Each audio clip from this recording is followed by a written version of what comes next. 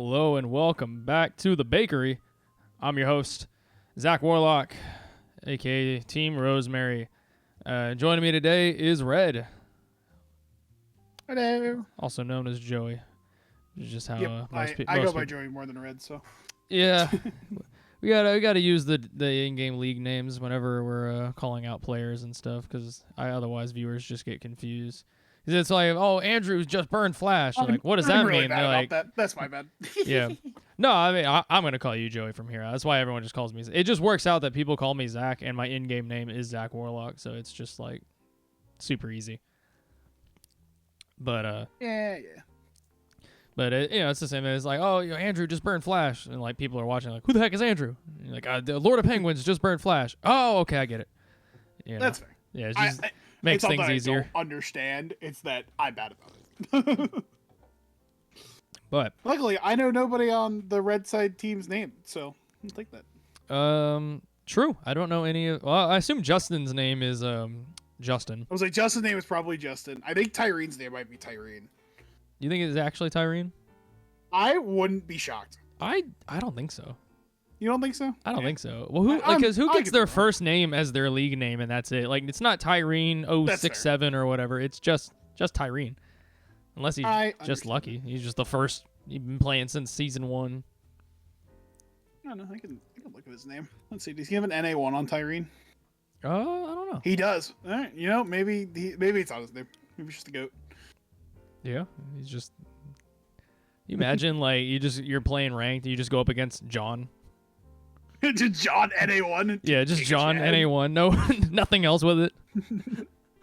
I've looked up Red NA1 and it's a count that hasn't played since like season 3. I'm just tilted. That's how I feel. Every time I search up Zach in the like op.gg, I get like 13 different accounts and they're all like level 6. And I'm like, what the heck, guys? Yeah, I know. It's a bunch of people that made accounts for popular names and then just sit on them. Just never, like never do anything. All right, so I assume you could sell them, but yeah, who's buying that for more than like $1? Like, I'm not. You never know. Having a fancy name with the right region tag. Yeah, I don't know. I guess so. All right, looks like they're starting draft in their website. They should be recreating it here in the client, just like all the others. But while we're waiting on that, guys, let's check out where the standings are at, because we haven't been live since last weekend, and a few matches have been played already. So if we look at our current league standings, right now we have what was the upper bracket. Camp Autumn has defeated Puffy Poro, and Gankspank has defeated Moist Chalupas, knocking both of them into the losers bracket. And coming up from the losers bracket, we have Nexusi and Le Alphas de G-Town, which are our two representatives. So, from this weekend, some of these matches have been played already. We just haven't gotten a chance to showcase them on stream. But Puffy Poro went up against Nexusi, and Moist Chalupas went up against Le Alphas de G-Town. And we won't spoil results just yet. We will attempt to try to stream these on the stream before we give it away. But worst case scenario, we might just upload the VODs to the YouTube channel and reference it next weekend. We'll see how the scheduling works out, as it is already pretty much the end of the weekend. But the match that we do need to focus on, which is irrelevant to spoilers, is tonight's match, Camp Autumn versus Gankspank, our winners finals, and our first finals of this playoff series, meaning, Joey, we're not going best of 3. We're going a little further. We're going to best of 5. Against my better judgment, I'm here because I work in the morning, but we have a good time. Hey man, I've been up since 5:30 in the morning because I have work super early on Sundays. And normally I just come home, I eat some lunch, I take a quick nap, a little hour, half hour, nothing super crazy. I'm not doing no 3.5 hour naps. I used to, but you end up more tired in the end than you do. So you end up more tired. Yeah, so I try to do like a little 30-minute nap, maybe 1 hour at the most. But yeah, usually 20, 30-minute nap. But I didn't do that today because I was so excited to hop on a solo queue and try to finish out some of these games. And whoop whoop, made it to Diamond officially. I am officially a solo queue Diamond player, which I was extremely excited to finally hit. I have been working at that for like 6 years. Respect. And so now the next step is going to be to try to hit Masters and Flex, which is we had a few losses the other night, but we're gonna pick up the shake the dirt off our boots, and we're gonna walk forward on that one. That's fair. But that's not what we're here to talk about. We're here to talk about this amazing matchup that we're gonna be seeing while they are going through the draft. So Camp Autumn versus Gangspank. Both these teams are very, very strong. They are kind of the considered top 2 teams in the league right now. If I was going to take a quick poll, that would be my assumption. Camp Autumn for sure is probably unanimously voted number 1 because they went undefeated in Swiss. They had a couple close calls. I don't want to say that they were unstoppable. I know for a fact my team, Puffy Poro, should have had a win on them, but we kind of fumbled the bag twice. The Turtle York. Experience. And then Gangspank, I don't believe had a victory that they fumbled, but they definitely held a very close game the entire way through. So Camp Autumn definitely had to work for their win. It wasn't just handed over to them. So I believe with a best of 5, we can easily see that close game flip the other way. One Baron, one team fight, one Dragon Steel. Something very simple like that could very easily take a victory screen to either one of these teams. And we have some amazing carries. Sorry. What's up? Just curious. Did you lose to Tyrene team? What was your second loss? Both my losses in Swiss were to these 2 teams, which is what knocked me down to 3rd. Because we were undefeated for most of the tournament run as well. It's very unfortunate. I was just curious. But yeah, and speaking of coin flipping, some of these players that we've seen in previous matches are very, very scary to go against. Vaz, for example, I believe is he their Gangplank 1 trick? I need to. Yes, he is the GP player. Okay, so we are definitely seeing a GP ban all 3 games. If we don't, that's some major disrespect. This man has single-handedly climbed his way to Diamond on not only Gangplank, but predominantly Gangplank. And he's literally the reason that their team is named Gangspank. Interesting. He is the whole reason for that name. So we're probably going to see some Gangplank bans, but if not, that is definitely the pick to look out for from Vaz in the top lane. Crashes, also a very good support. We've seen a lot of him playing top lane for a lot of this tournament, and I believe it was because Vaz was out. I don't know if he had work or some other... I believe he got swamped with schoolwork. I was under the impression. Maybe it was schoolwork. I do know there was something that he had to back out for a few weeks, and so they moved Crashes up to the top lane and found another support to substitute in. We got Crashes back down in the bot lane. I don't know a whole lot about his support lineup, mainly because he, has played top for the majority of the tournament. But I do know he likes to be very aggressive in the top lane. I can do a little bit of research for you. So I imagine he's going to be playing some more hard engage tank frontline type supports. It would be my assumption. So I'm thinking maybe a Nautilus or a Leona, something along those lines. We'll just have to see. Pious Piper, I know, has shown off his skills in the mid lane before, and he is going to have to bring his A game because he is going up against Ava, probably the best player in this entire tournament league. At my moment the MVP, I would say. Debatably, he's my top. Yeah, debatably one of the best in the entire Discord because we did have a few of our high elo players who chose not to play in the tournament. But Pious Piper, one thing I do know about him is he has a very mean way. I do know he plays a couple of other champions very well, but I distinctly remember watching him play Hui in one of the feature matches, and it was just absolutely scary. But from what I understand, he's more of an assassin player. So not quite sure if I just saw the one randomly good Hui game, or if he actually just plays the champion very well. But I'm expecting if we don't see a safer kind of caster pick like that, then we'll probably see some more assassin type picks. So something like the Fizz or maybe the Silas. Definitely the Silas. He very much likes his Silas. And a big reason I like the Silas is because their jungler loves to just sit mid and just gank mid as many times as humanly possible. And Silas does a really good job at following up on mid ganks. Oh, what the heck? So, why is the color not loading properly? Another thing to note is the winner of this is in finals. They are the final boss of the whole tournament. Correct. It'll be interesting to see how that is. But why is my overlay not color correcting right now? That's so weird. I have no idea. It processed the color for Gangspank, but not for Camp Autumn. That's so weird. That is quite strange. What happens if I reload it? Nope, just still I black. got rid of everything. Okay, so not really sure why that is.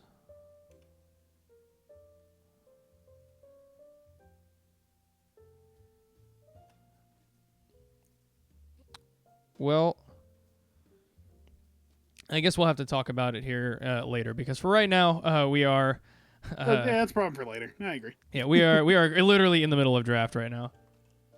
There was no GP ban, which is interesting. It makes me think Ren might have something cooked up for the GP. Yeah, that is depending on how well he'll execute on it. But very, very bold. And coming in from Gangspank, we see why did Jinx get taken out?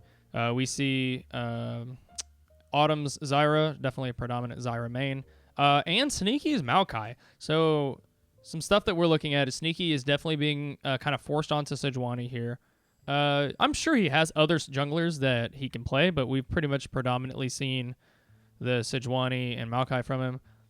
First pick Seraphine could potentially go to Ava in the mid lane, but yeah, more likely than not, just going to go to the bot lane, which is actually going to open up Ava into ADCs in the mid lane. And Pious Piper taking up the Hui. So that was definitely, I guess, not a fluke game. I'm looking at this and I'm like, my impression of this last. Another thing, we don't play on late patches like LCS does or anything. We are playing live on game, and if they don't ban the champion I'm thinking of, then Satchel could very well pick it up in the Yone, who is very much probably the strongest mid laner on this patch. So yeah. And Yone is quite good into Hui. Hui does not have a good time into that champion. They are going to steal the Zeri. Hui doesn't have a good time locking it down either. Yeah, they are going to steal the Zeri, so not going to let Ava pick up a Zeri mid. And they are going to pick up the Smolder. Okay, so... Oh, maybe not. There's that Yone you were talking about. Right now they have a lot of CC up in the top half of their draft. Leona, Sejuani naturally are already great frontline tanks with tons of CC. Then you have the Encore from the Seraphine as well. And so you need a little bit of damage. Jace. And Jace can definitely bring damage. That's interesting. I don't know if I fully agree with it. I would Yone here goes so super duper hard, but yeah, and we're not seeing the Gangplank. Maybe he just doesn't think Gangplank's good on this patch. Have we just been baited for the entire tournament so far? I know, is it all scam? Or is it just that Gangplank doesn't have the damage to get through Mundo? Or any of these tanks, might really? Be that. I could understand that. Gangplank doesn't have the greatest time into the tanks, but yeah, that is true. Maybe just LDR isn't strong enough to... Well, you'd have to build a Mortal, I guess, with the Mundo, but I guess Mortal may just not be strong enough to get yourself through all that. This is interesting. If these all stay the same, it is a Zeri top and Olaf support. Well, they have been known to pivot their players before. So Tyrene being on Senna actually is not surprising whatsoever. Okay, gotcha. He loves playing Senna support. So that I believe is definitely support. Now Vaz rotating down to ADC and Crash is going to top lane. I'm under the impression he's an ADC man. Vaz? Yeah, that's what I've been told. That's what Tyrene says, is that he's an AD carry man that switched to top lane for this tournament. Really? I swear he was a Gangplank one trick. I think he's predominantly played Gangplank in ranked to probably for this tournament, but he is very much an AD carry player, looking at his match history and everything else. Oh, interesting. Okay, well maybe it's not so weird after all then. So yeah, that is definitely Olaf top lane for sure. I don't think there's any question about that. Looking at the rest of their team, though, I do think that they have very strong single target burst. They have Olaf to run somebody down. They have Vi to catch them out. They have the Searing Bolt, whatever the way QW is. The lightning bolt. You are correct on Searing Bolt. Yeah, it's like you have a on the few I lot know. of single target damage. So like even something as simple as a snare from Senna, or just a cease and desist from Vi, literally just takes out whoever the heck they want. So Yeah, you get especially because these are not mobile carries on the side on the side of Camp Autumn. These carries can get violated and then just die.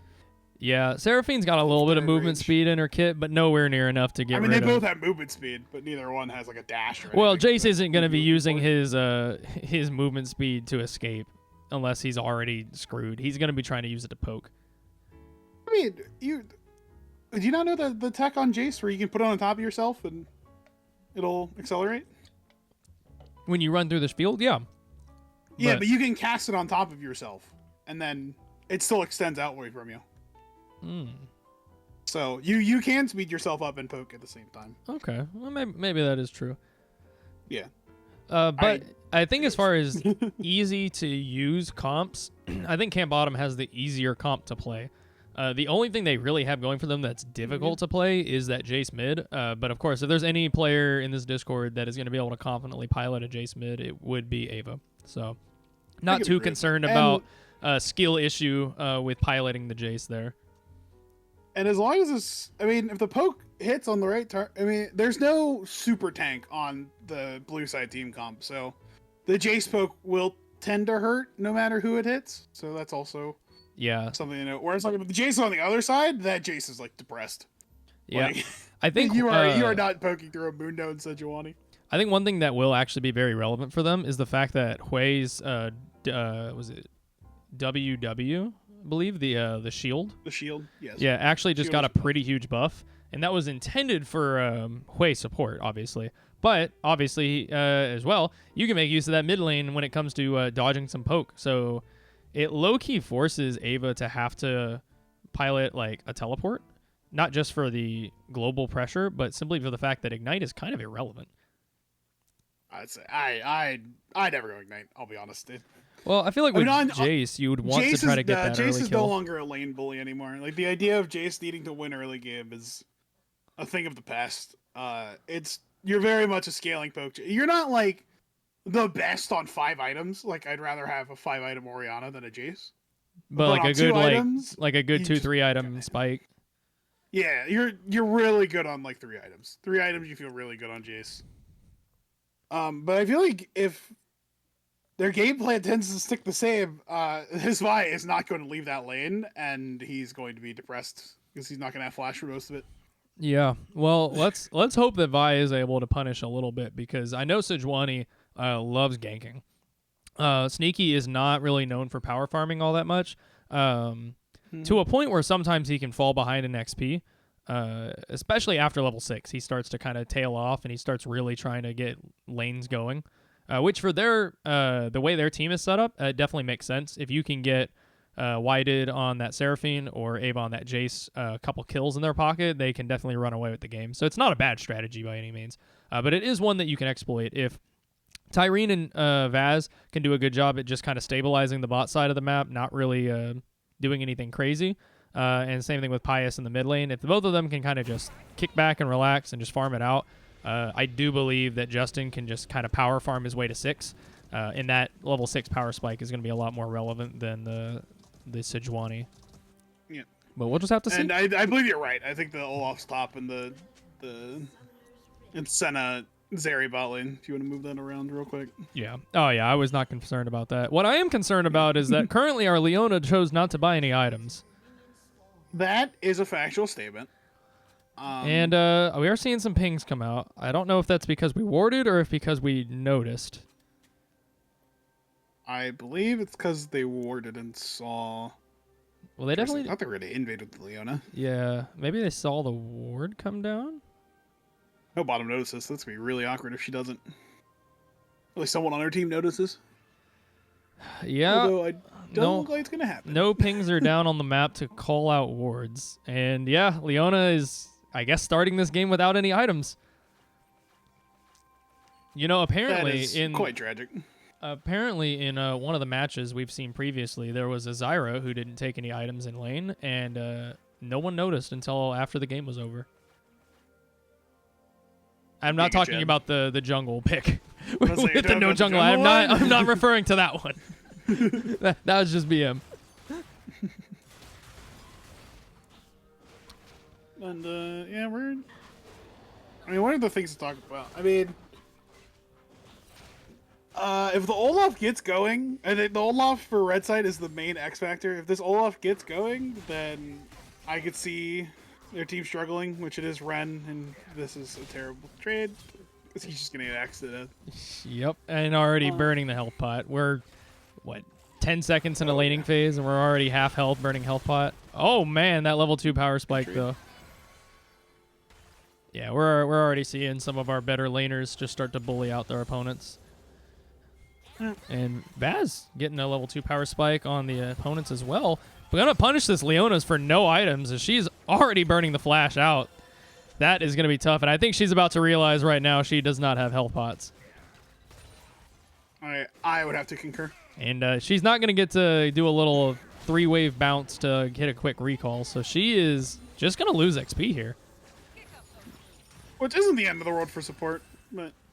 True, but this early in the game, like not being level 3 when you need to be level 3, or not being level 2 when you need to be level 2 is actually like a handicap.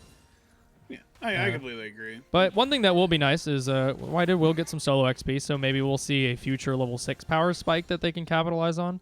It's definitely going to be a few minutes from now, but something to kind of look at if we're going to look at any positive from this situation. Yep. Yeah, we're just farming. Yep, We're just full clear chilling. from, well, not quite full clear from Vi. She does skipping the Krugs to try to get a little invade from the looks of it. Nope, look at mid lane. The classic. Yeah. But Ava does already have a ward set out, so they know they're there. Sneaky's ready to take this 1v1. I don't think you want this, buddy. Sure, your mid lane can try to rotate, but the wave's already against his tower. He's going to lose a lot if y'all don't get this kill. But he's coming up. There's the stun. Justin's getting collapsed on. He flashes away. Ava's going to follow it up, and that's first blood going over to this Jace. Double buffs as well. Crashes is going to try to take down second hero. He gets that kill. Sneaky, he's very, very low. He's got the flash. He's going to have to use it to get away.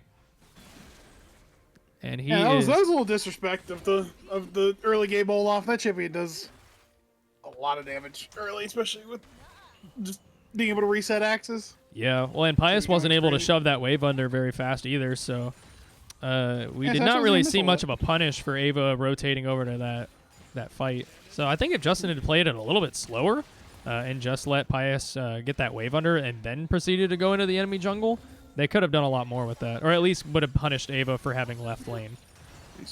And yeah, we're seeing more bullying coming out on this Leona. She's already like almost dead. She does have a health pot. Crash is super low as well, but he's got Justin pocketing him up. Doesn't even matter. He's going to be able to pick up the solo kill. And Sneaky is rotating up into the top side of the map to try to get some of this XP. As Crash should just be looking to recall here. Yeah, he is. That was like a wave and a half that he's going to miss the turret. Yeah, already doubled the CS of second hero. That is a great lead to see. Especially now that Pius in the mid lane is going to be having a rough ride against this Jace who got snowballed off first blood. You definitely need to be able to hit tab and see that you're not required to be the carry of your team. Yeah. Yep. Yeah. And this bot lane is not looking great. So another thing about this bot lane is Autumn is not the most comfortable on the engage supports. I know she's been working on them. It's something that this team has tried to help her and coach her on improving on. But in my personal opinion, I still don't think she's that great at them. But if they have enough confidence for her to pull it out now, then I guess they do. So. Yeah, I do think that trying to rock something like an Enchanter with the Seraphine isn't extremely viable. Yeah, I'm not saying it's great. I know Sona Seraphine is supposed to be very strong, but every time I've seen it played, it's just a very passive farm lane, and you don't really have a lot of agency on the map afterwards. Now, I understand, oh, well, Seraphine's building Moonstone. I don't build that. I go Ludens, and, you know. Wow, your Whited impression is really good. It's like he was in the call. It's like, yeah, I couldn't even tell the difference. But yeah, and I understand this Seraphine is definitely an AP mage. It is not a support Seraphine. But even then, like the the damage output from something like a Seraphine just isn't as high as something like a Ziggs or even like a Brand. Yep, I agree with that. So the tank support, I think, is a lot more viable, especially with the way their team is set up. There's not a whole lot of tank busting. I'm not saying it's bad. I'm just saying it's definitely not her most comfortable. Yeah, the way it's being piloted is a little bit of a concern, and I do agree. Especially again, the level one's an oopsie. Like it is. Yeah, I'm not saying it's a skill diff because you didn't buy your item. I mean, in a way it is, but not. It doesn't matter. You could be a challenger level Leona. If you don't start with your item, you're gonna get punished.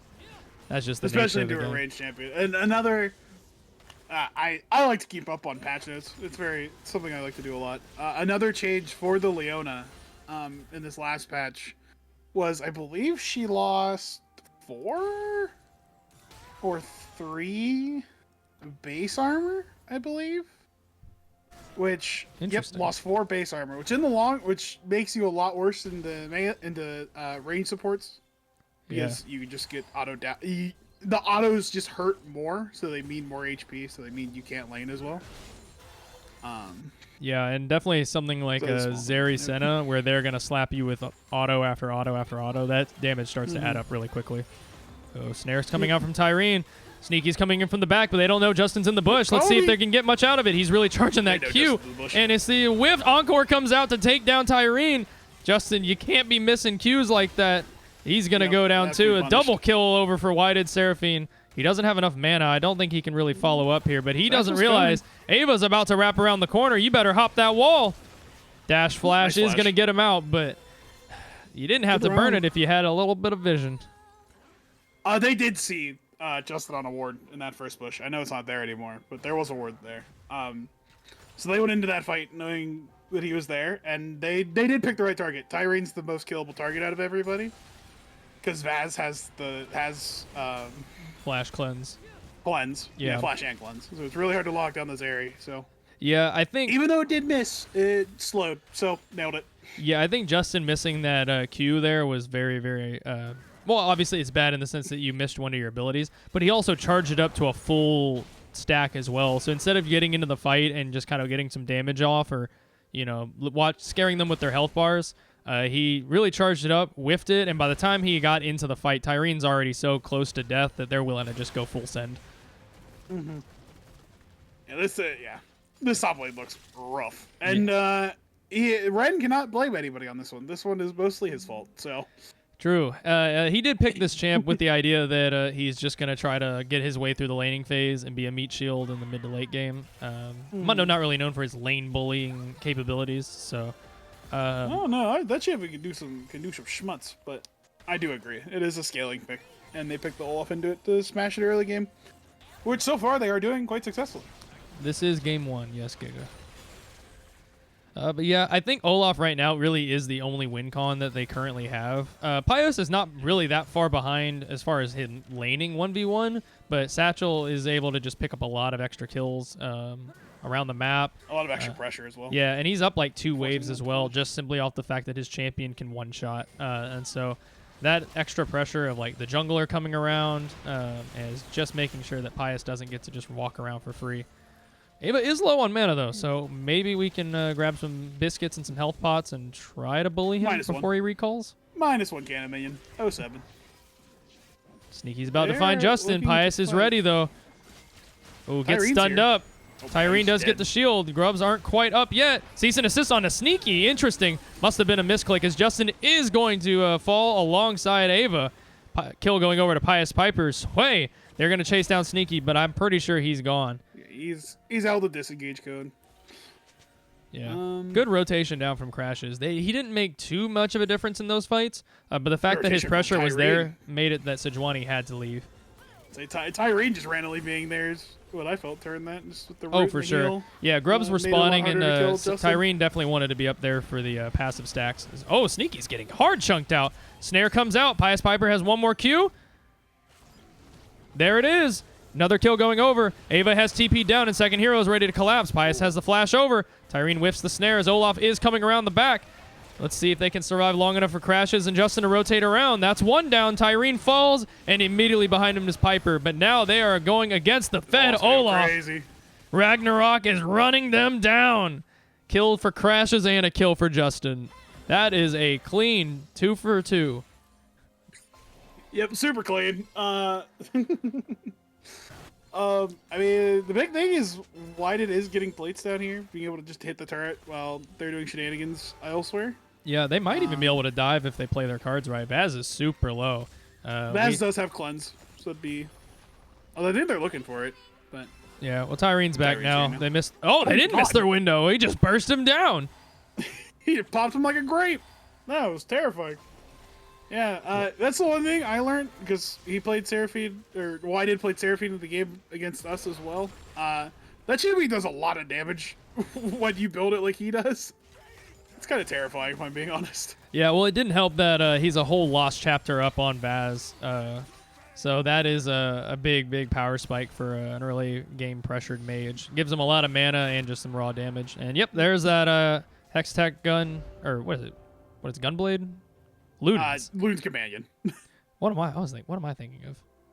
Not Rocket It builds Ball. out of Hextech Alternator, but you're Hextech thinking of Alternator. Hextech Gunblade from Oh yeah, from yesteryear? like 10 years ago.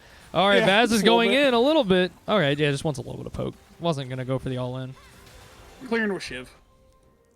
All right. But yeah, the Luden's Companion, that item does a lot of damage. Ooh, Crashes is really low here. I don't know if he wants to keep fighting here. He does. He's Olaf. Except he might have just killed himself. Ren plays it well. All right. Well, Unfortunately, Crashes. Ren doesn't have flash. Like, I understand the ghost, so I get it. But if he had flash, he was very much, or Crashes was very dead there. Man, Crashes is a lot more confident in this lane than I would be. Is no way. Okay, He's 1 for dead. 1.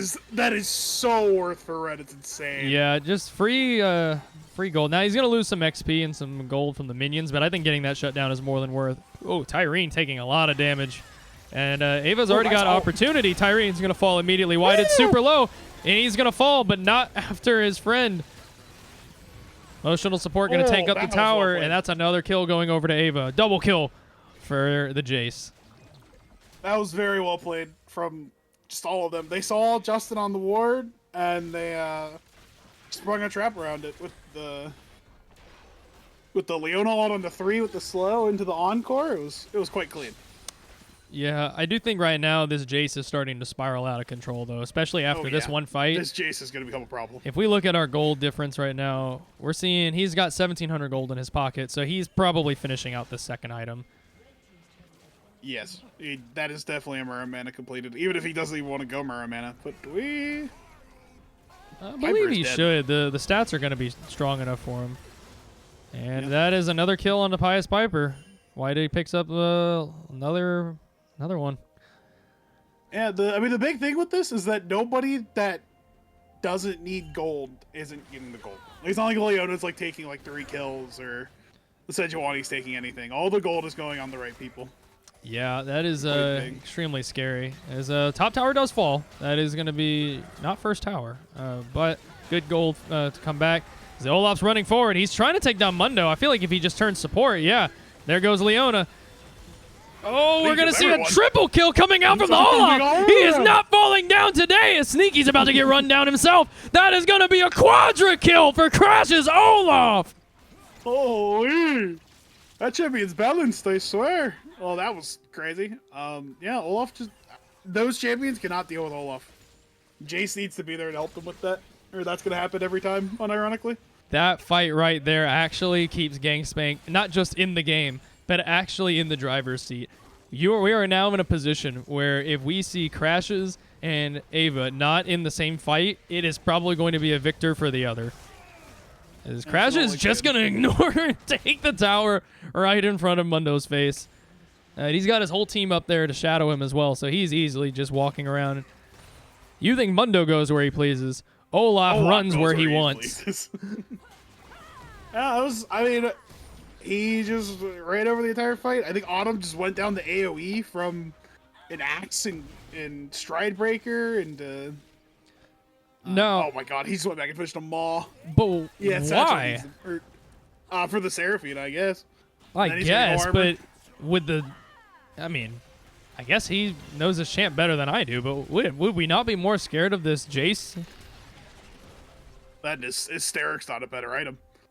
Yeah. I'm under the impression that item is batshit bonkers crazy broken. Yeah, I feel like Sterix would be good. Even like a Titanic Hydra or something. Or maybe he just goes straight you want Ravenous. Ravenous on. Maybe just you pure want Ravenous. You just want the pure, straight up lifesteal, I guess. Mm-hmm. But I don't know. I just don't think. Well, you can't go with Stridebreaker. I do like the Merc Treads. Merc Treads are like mandatory between all the CC that they have. But yeah, I just don't think the Maul is the correct move. But maybe he just has no intentions of matching Ava. And he just plans on matching everyone else in the game.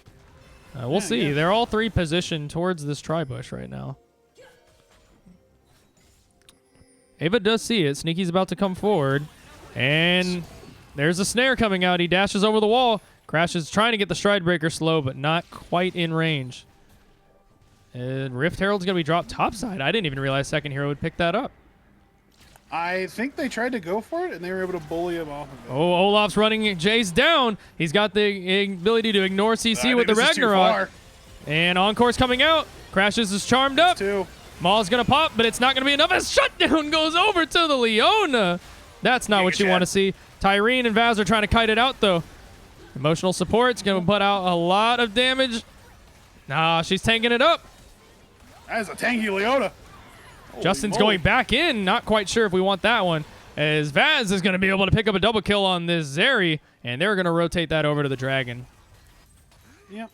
But Ren is hitting top turret, so they are recovering some gold back that they lost when they went for the top play.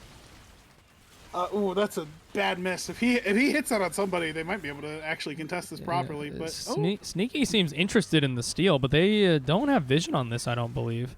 I believe that control ward's right out of it. No way! We just let that happen. What a steal! I think that ward at the back of it is just out of range of the control ward at the front of the pit. Now, Justin, I know we thought we had it control warded, but there's still no reason not to smite. That's fair. Just outsmited for it. I guess so. Yeah. Just better player. Well, or it might have been. Wait, was it upgraded smite versus unupgraded smite? Can I highlight and find out? 1,200 damage. It might have been unupgraded smite versus no, they're both 1,200. No, I think he got it off the Scuttle Crab. You think so?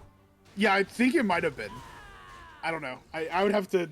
I'll double back really quick. I don't think we're gonna see. So you go back real quick. Yeah, I don't think we're seeing. It is. Oh, it is. It's upgraded smite versus unupgraded smite. Oh no! Only 900 damage. He was off by 3 camps, and then he gets it off the Scuttle Crab. Yep. Well played by Sneaky, seeing that angle, because yeah, he definitely out-confirms, especially with a potential JCQ, which I don't think ended up coming through. But he definitely would have out-confirmed the 900 damage that Justin had. Anyway, which goes good on him for this point. So yeah. All right. Well, I take back my apologies, Justin. Maybe we just maybe we go finish our jungle item when we're that close before going for the objective, but. I'm not a jungler. I'm not going to sit here and act like I'm smarter than that. Hell, I mean, I hate that role. That role sucks. I think the role is extremely important, but you know, it is what it is. It's very important. But God, is it boring. Crashes wants to go for the 1v1 against Ava, as he is not going to be able to take it. A little bit of burn goes down on Ava, but not enough to actually pick up the kill. And I think that is a Maw diff right there. If that had been any other item, Ava's dead. For sure. I think that's a Sterix diff as well. Yeah, if it's Sterix, I think it's good. Yeah. This is a good play. This is an engage from Red Team. Yeah, Pius is getting stunned up. He has to burn the flash to not get snared behind him. Ava looks like he's TPing in. He's going to get snared up by the way. Ooh, dances quickly around it as Vaz is going to get sniped out. Yeah, that Muramana's finished. The opportunity procs, and it looks like we're going to wrap it up with a mortal. Mid lane tier 1? Yep, mid lane tier 1. That Jace damage is getting up there quickly. Yep. Holy. And we don't have any tanks to soak it up, so that looks like a Baron as well. Is he dead? Or maybe Gary dead at least. Yeah, I definitely think Crashes is building wrong.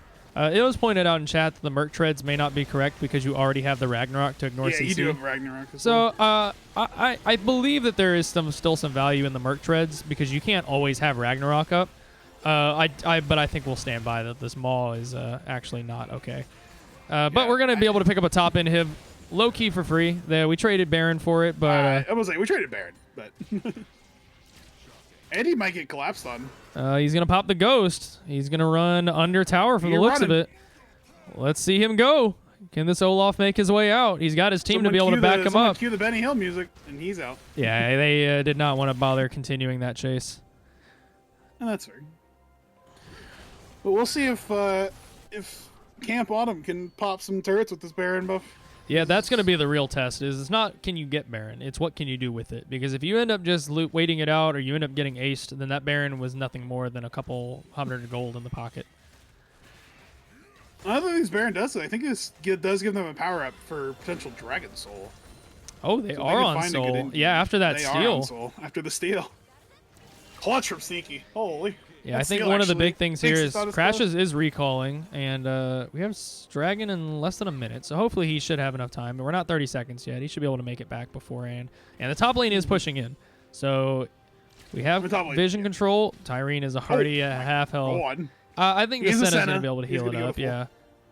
I think the big thing right now is that they just don't have vision, and they don't know what's happening on the other side of the map. They got the river warded. That's about it. Like, if we look at this from... It looks like both sides. Yeah, Camp Bottom perspective, they have no idea what's going on right now. But we could really say the same thing about Gangspank. Oh, my word! That was Jace found it. Shock blast. Jace doesn't even know he landed that, but that right there put out so much damage that Tyrene basically can't be in this fight right now. Yeah. He's got to wait out and heal up. It gives vision when it hits, so he does know that happened. Ah. It was a very good shock blast. I completely agree. Sneaky trying to go a little bit forward. Justin's playing really, really far forward, but I haven't really seen any good cease and desist from him yet. So maybe we can see a lockdown coming in on this Jace before the fight starts. If Vi dies, I guess it's not really worth for our soul. We really just have to hope. Well, if we cease and desist onto Ava and Crashes backs up, I think we just ace them. But let's see. Looks like we're going to have to see a fight come out for this soul. Yeah, Sneaky's trying to shove them off the wave. As Encore's going to come out. He's getting charmed up. Justin's not going to be able to take it as Tyrene's going to be able to Dawning Shadow from the back. Olaf is running everybody down. That's 1 kill. That's 2 kills. And we're about to see 3 as emotional support's going to fall down. Second hero is running for his life. And he's not going to be able to get away. The snare is going to lock him down as Crashes is going to pick up another one. Quadra kill once again for Crashes, and the Dragon's going over. TP's going to be coming in from Pious Piper as he is going to try to end this game. And he's got his friends coming down through the mid lane to try to help him out. These super minions are under tower. Yeah, I think that's going to be game 1 going over to Gangspank. Well played by them. I mean, yeah, the X Factor was the Olaf, and the Olaf made the X Factor happen. So good on him. We'll see what adaptations come in for game 2. Yep. I believe that's the first game that Camp Autumn has lost at any point, including playoffs. Yep. If I am correct. That is correct. Technically, they lost a scrim the way back when at the beginning of the tournament. To this team. To this team, true. Yep. 30k damage on Olaf. Definitely the highest in the game. Close, or not even close, but second place would go to the enemy Jace on Ava. 20k. Mm-hmm. What a scary way to end the game. It is definitely a little bit of a scary thing to see. Not just when you lose a team fight like that, but when the enemy team proves that they are smart enough to just end the game. I think a lot of lower elo players and low elo teams would definitely have taken that ace and been like, we can go push mid tower and get an inhib, or think of the short term safe plays. But when you immediately see I have TP, we're already knocking down one of their Nexus towers and they don't spawn for 15 seconds. That's game. Yeah, I agree. But yeah, I am interested to see what kind of adaptations we are seeing. Looks like we are going to be staying on the same Olaf side. Is a crafted pick into the Seraphine, if I had to guess, because Olaf just eats that alive, if I'm being honest. And my only critique was, again, I feel like if that's a Yone from Via, I feel like they go a lot better, because the Yone can definitely fight the Olaf a bit better than the Jace can, even though he did win the 1v1 that he fought. I just think Yone's super broken, and I think that team that they played against would have had a tough time into the Yone. Because it's much harder to lock down a Yone with a Hui Vi combo than a Jace. I had to find the word there for a second. Oh, you're hopping right into draft again. I don't need to spectate. Yeah, I believe they're doing their drafts externally right now as well. So I think I'm going to try to run an ad break really quick because I think we may have had an ad break in the middle of the match. I'm not quite sure, but I like to try to avoid that next time. So I would agree. So yeah, it looks like they're going to be doing their draft. I'm going to go run and grab some water. Yeah, I don't think I'm going to run the timer, but those of you guys spectating at home right now, go ahead and take this time to run and take a quick break. I'm going to do a commercial for what I'm hoping is a minute and a half. Should be long enough to not have an ad mid-game. So yeah, leave the computer running, go get some water, use the bathroom, do what you need to do. We'll see you guys in just a wee bit.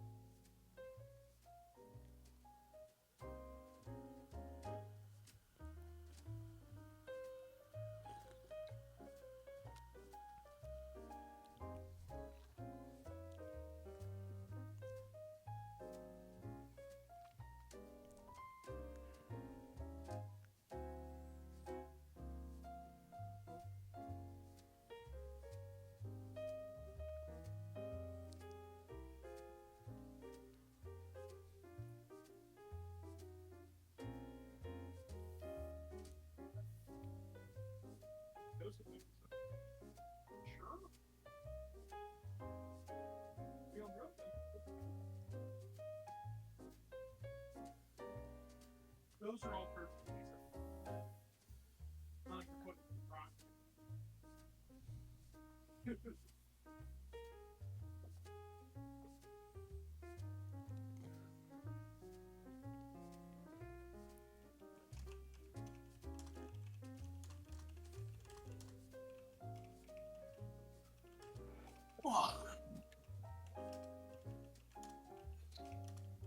All right, I'm back.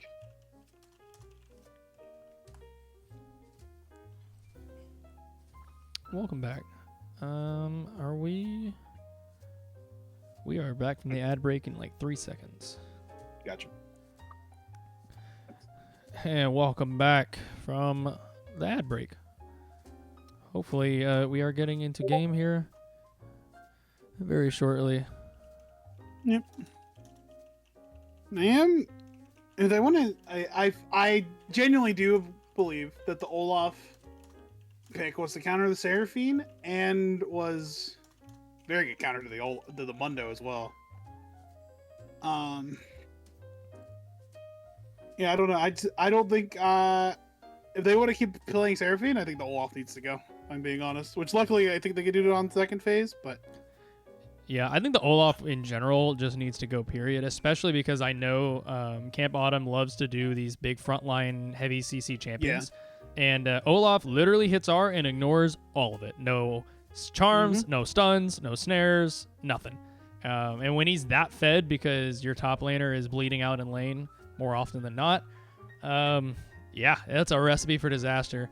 There's really not much you can do in the top lane to try to mitigate an Olaf from running you down other than just not interacting. So if we are not going to see an Olaf ban, I'd like to see something like maybe like a Vladimir in the top lane. Just pure, I'm not doing anything.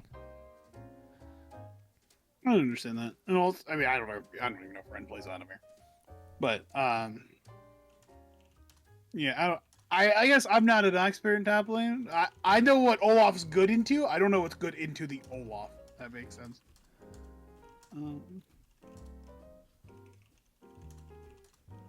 But I kind of agree. They want, at least if they want to continue serving. If they have like a normal 80 carry and they want to play that, then I think they can leave the Olaf open because a normal 80 carry can actually get through the Olaf, whereas a Seraphine just can't. Like she just doesn't. She just doesn't have the juice for it. Yeah. Yeah, I think seeing something. Well, yeah, I think if we're gonna adapt anything that's not, you know, the Olaf ban, which why not both? I think maybe we first pick Senna since we're on blue side, because we know Tyrene loves playing Senna. We know that. I can understand that. Yeah, we know that Autumn is proficient in Senna. We've seen it plenty of times, especially when Zyra gets banned. A lot of times it is her like go-to second pick, and it's a pretty safe blind at the end of the day. So you not only get it's pretty good Seraphine, even true with you get an enchanter with your Seraphine, so they're never dying in lane. They're not getting chunked out. It is AD, although not as great a scaling as it once was, but it is AD. You get to steal from Tyrene. You get a comfort pick on your support when Zyra is potentially banned. I think it's like a win-win-win-win-win. Like, there's very little reason I can see why you would not want to do that. Unless there's just some other pick that you just have to have first pick. But I can't think of anything that is that important. That we are getting into game. We are. I reloaded my... your draft tool? Let's see my if it draft works. tool. Well, I can't reload the draft tool entirely without just closing out the entire client. Okay. So we're gonna see if this works properly the second time around, and if it doesn't, looks like we're going into champ select. Let's load it up. There we go. Nope, still black screen. Okay, well, I can definitely reload the client in the second time around. Yeah, I'll just have to try reloading the client next time. Yeah, so immediately... There's the adaptation. Olaf is the very, very first ban that we see coming out the gate. But does what would they be dropping instead? What were those Nautilus? Fuck, I'm hard brain burning. There was a top lane that got banned out. I believe it was... Was it Aatrox? No, I believe that was second phase. The second phase. First phase from Gangspank looks identical. Maokai, Jinx, Zyra. Yeah, Maokai, Jinx, Zyra. So they are A-okay with giving Sneaky Hiss to Sejuani. And we're going to see a first pick, Kai'Sa. Okay, so Senna is definitely going to be picked on the red side. I would agree. Along with a Mumu. Okay, so we're going to have more AoE CC coming out from Justin rather than the frontlining hard engage. I like that. I think that's an improvement. I could agree with that. And there's the instant Kai'Sa. Well, actually, the Kai'Sa still flex. The Seraphine doesn't have to go into AD carry. Seraphine can still go. Yeah, it looks like they are. Lucian. They are speedrunning this. Yeah, Lucian ban is definitely interesting. Because if I mean, I'm a betting it's good man, to the Silas, but I don't know. I guess so. If I'm a betting man, I'm saying this Kai'Sa is going mid. Yeah, I have to agree. And there's the Aatrox. So they do not want to deal with the tank busters coming in on their heavy front line, which makes sense. Second hero is most likely going to be playing a beefy top laner and is not going to be Nasus. Gonna be big dog, even though the dog did get nerfed, and it's more or less a counter pick now, rather than being the OP blind that it was. Yeah, I think it's a useful blind if you are pivoting it between top and mid. But the moment that you blind it into a specific role is when it starts to be very punishable. Yeah. And we've seen things punishing it beyond just Garen. Any like hard tank busting mage or ranged ADC can just kind of take down Nasus. So something like Tristana, no go. Something like Vayne, much more likely to succeed. Even brings up a good point that Trundle could be good into the Oh yeah, Trundle would into be the Olaf. Trundle would be pretty good, from both teams actually. But speaking of Tristana, not quite Yasuo is going to be picked up for the mid lane. Oh, sorry, I'm looking at the wrong thing. Yeah, well they highlighted Tristana for a short period. I'm looking at your stream like a dingus. Yeah, that is a Yasuo. That's fun. Okay, so we're going to see set top. That is a very good comfort pick for a second hero. Not as beefy of a front line, but we could see a point-and-click ultimate come out to let Yasuo set up a knockup. Not the most viable way to ult somebody with Yasuo, but if you have a really strong laner to take out in one fight, we could see that. Yeah, Hail of Blades could be the move. Aurora top is what I'm looking at right now. Yep. It is good into the set, but that is a very AP heavy topside. That makes me a little worried, especially since the Yasuo build nowadays is a lot tankier than they used to be. Like, you do not, from what I can tell, you tend to not even go crit anymore. You know, Bork into like just bruiser items. It's kind of weird if I'm being honest. Interesting. But my one criticism again is why is this Yasuo not a Yone? Like, I'm telling you, that champion is turbo broken, and he has played it before. He is proficient on it. Maybe he's not as proficient as he wants to be. I don't know. Yeah, I'm thinking I that switch with Yone. Yasuo's got to be significantly stronger into Silas than Yone is. Win walling those chains is so viable that it's like, and you can win wall things like the bandage toss from Amumu. That's fair. The Zeri, her entire kit basically disappears to a win wall. Although she's fairly mobile, she can kind of dance around it. But yeah, if I were Yasuo, I'm probably building Stridebreaker. I feel like we really need to slow down this Zeri. It's like Bork Stridebreaker is what I intend to see. It's like Bork Stridebreaker. If you don't need that, then you can go like Shield Bow. You can go Triforce. Actually. Triforce. Mm-hmm. I guess you get movement speed. Your Q definitely gets the empowered auto, so I could see it. And then you just go Sterix as your third item. Yeah. You feel pretty strong. He's gonna have to pick up a Mortal Reminder at some point. That Silas is gonna be healing too much with the Senna as well.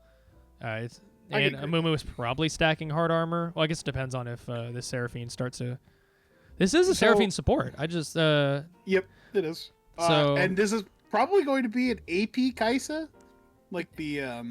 Yeah, I would hope so. Like the Muramana Luden's like much heavier AP variant. Yeah. Because I don't believe Red Side can really interact with it if it just plays at max range. Yeah, pick up stuff like the Horizon's Focus, very tough Rabadons. time getting into it. Yeah, I think that's definitely the move.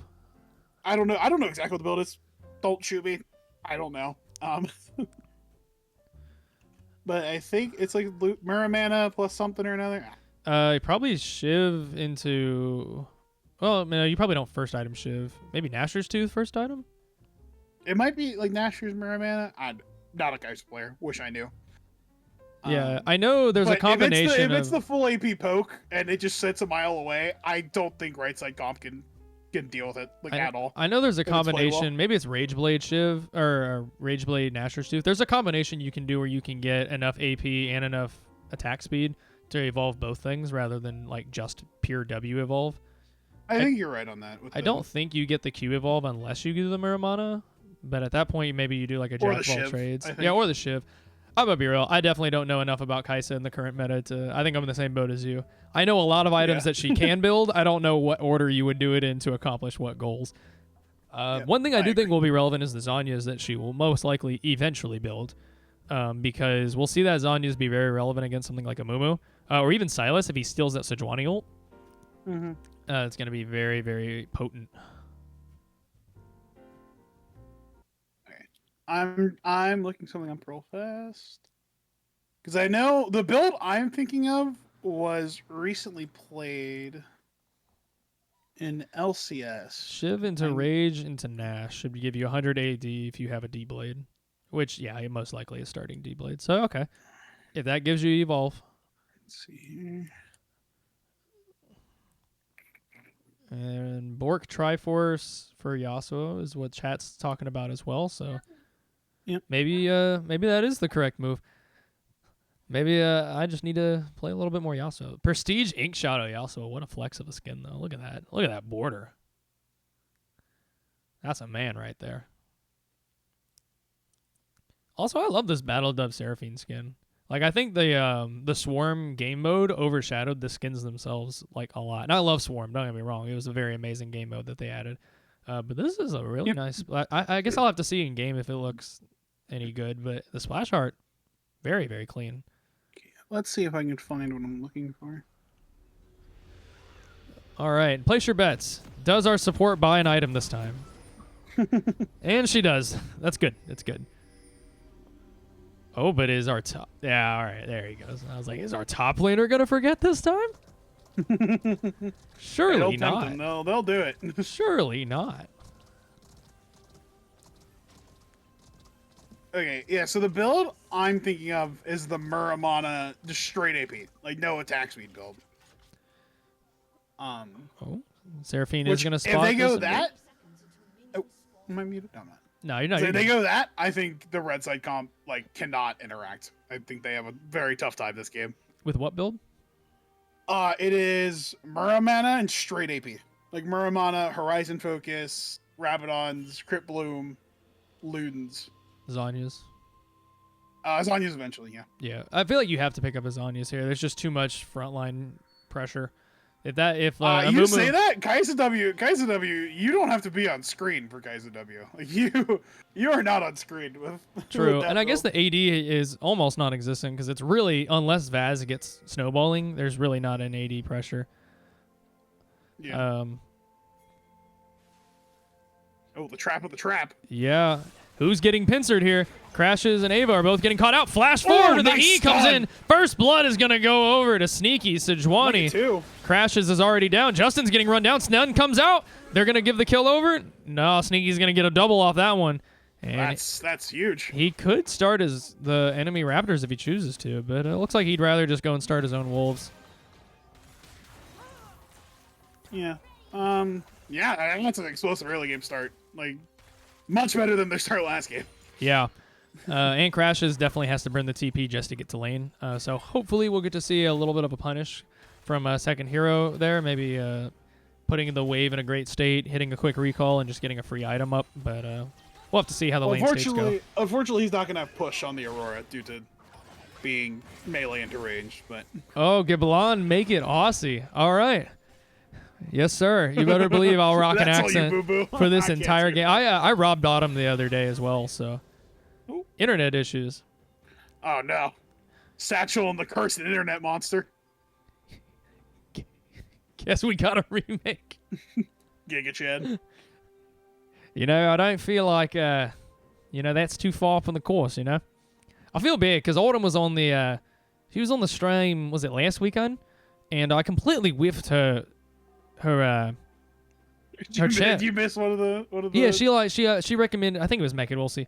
She completely. I completely whiffed it. I just wasn't even looking at the chat.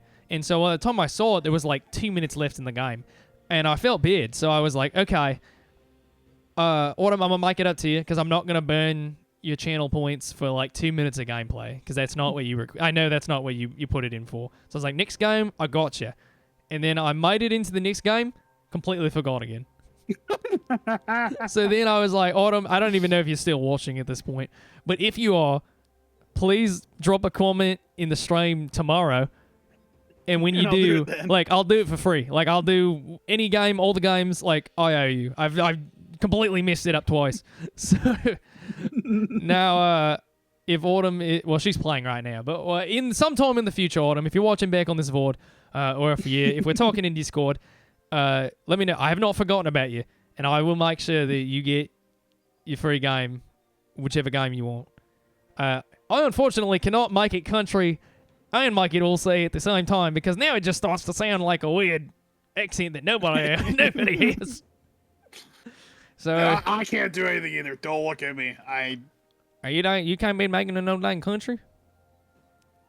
I mean, I could try. I mean, you just talk with a southern My drawl. southern roots. Look, if you grew up in the South, then you got. Exaggerate everything. And I think the main thing not you say do, syllables. And, you just really don't enunciate anything, and yeah, I can do that. Sure. all If right, I there you forget, go. it's not my fault. That's all I'm saying. All right, well, Ted, I'll leave it up to you. If you want to hear Joey go country, while I do, I'll say the entire. Why can't I say country? This is gonna be I can't say shit, Joe. country. Country? I don't know why I can't say that with an Australian accent. That's so weird. Country. Country? That's so weird. Obviously, I'm not Australian. I'm not going to sit here and act like I should be an expert in the accent. But Yeah, and I'm not, if you want to and I'm redeem not a that country and singer have either. Joey speak country for the rest of the game, I'm from Let the us know. suburbs. if you had I wish I had the point to get divine intervention. Agreed. this is not okay. I made mistakes.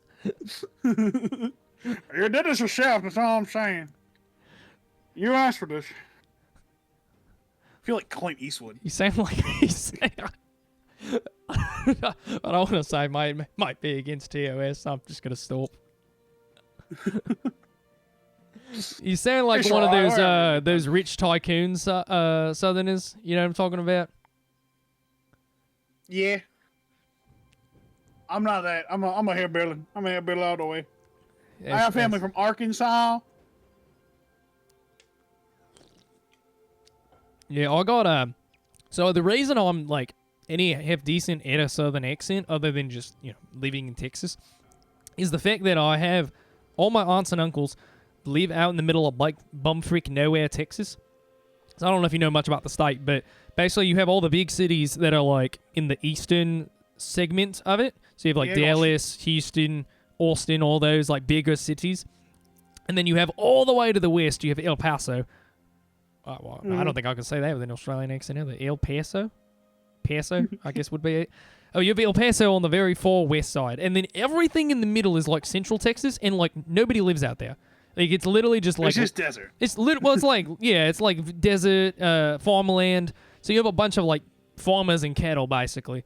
And I know that because some of my uncles and aunts have like ranches out there with like different cattle and whatnot, and that's like what they do. That is like their livelihood, is they like raise livestock and sell off the proceeds somehow. Yep. I don't really know the business side of it, but I know that's what they do because I go up and visit the ranch. I used to do it like once or twice a year. I haven't been up there in quite a few years, but anyway. When I go up and talk to my aunts and uncles over there, they have like extremely thick southern accents, and they don't even realize it because like to them that's just like daily life, Yeah, that's how you talk. And so like whenever you get up there and like, it sounds like I'm making like a funny type of accent, I'm like making fun of people, but like this is actually how they talk. Like, unironically, it's how they talk. Yep. Like it's like a Southern Belle type feel.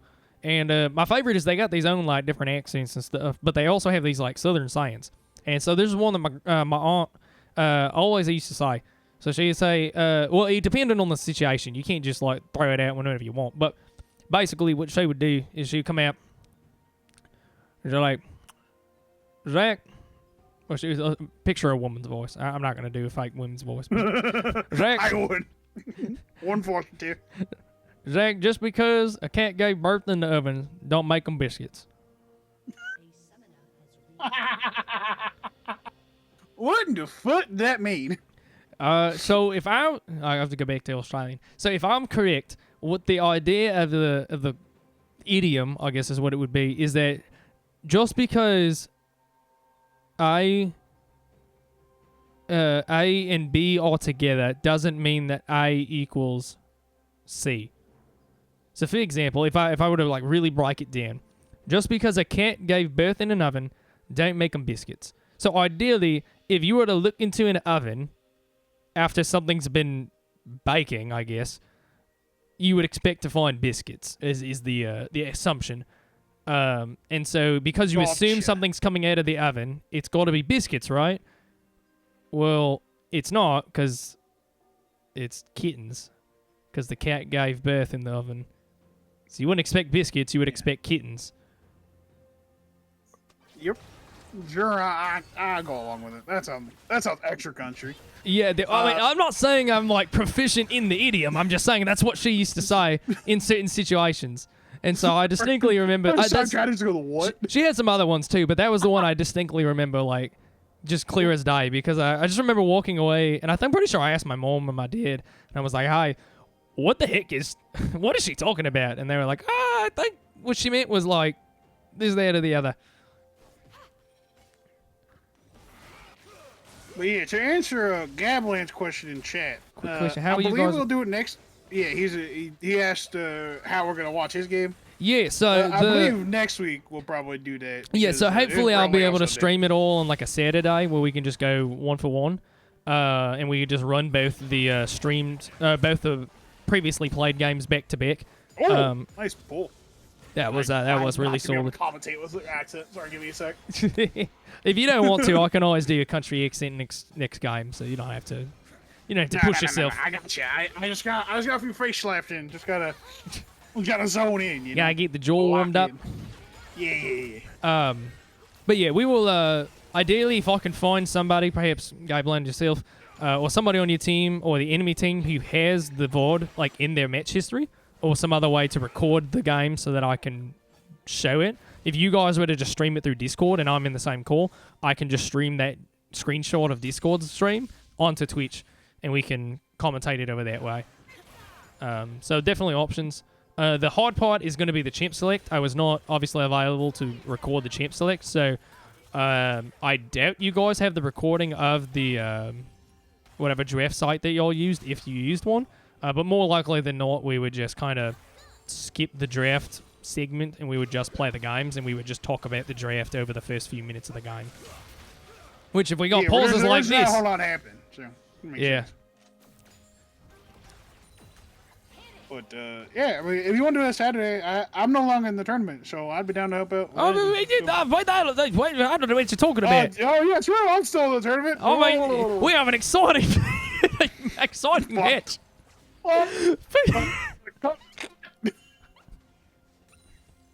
This guy. Oh, my bad. All right, look. Meanwhile, in the mid lane, Piper's getting a good engage off on Iva. He still has flash up. He's got the knock up. I don't think he's going to be scared, but second hero is moving his way down as well to try to match out Justin. There's a movement he's going to have to back off. His red buff has fallen, and it looks like the bot side of the map is rotated up as well. Just a little bit of some shadowing. So the one thing I have to say is Tyrene's team, there was another team in the last tournament, in the Riftwalkers tournament, that also did this. But they had a support that, like, on cue, would rotate to Rift Herald. This was before there were grubs. This was where there were 2 Rift Heralds. Their support will rotate the Rift Herald, like, perfectly. Like, every time, on time. He's hitting his B key on the exact time he needs to hit his B key so that they can fight for Herald. It looks like Tyrene can do that. It looks like Tyrene and his team have also mastered that as Sejuani Q goes wide. Yep, teleport's coming in from the middle of the line as Iva's coming up as well. Second hero is pretty low, but he got the grit. I think they are safe. Iva is moving forward. He wants to be able to pick up a knock up on Justin. Oh, he wants blood. Q1, down. Q2, knock up. Ult comes out. As Iva's going to be able to set up a kill for second hero. 3 assists on this Yasuo, and he wants more. He's going in on Crashes. Crashes got the fleet footwork to be able to back it up, but he is in a precarious position. Tyrene is following up from the behind. He's going to get a little bit of a heal. His Crashes still has ultimate. Iva is now stuck. He's going to have to bend the flash. The second hero is getting run down. The snare, the drag in, and the W is going to come out as well. Ultimate comes out. The showstopper is bringing himself under the tower, as Tyrene is not going to fall on that one. Good roam up from the support. I believe it's showstopper. Am I correct in that? It is the showstopper. All right, good. You are 100% correct on that one, Shane. Joey's exit is on life support.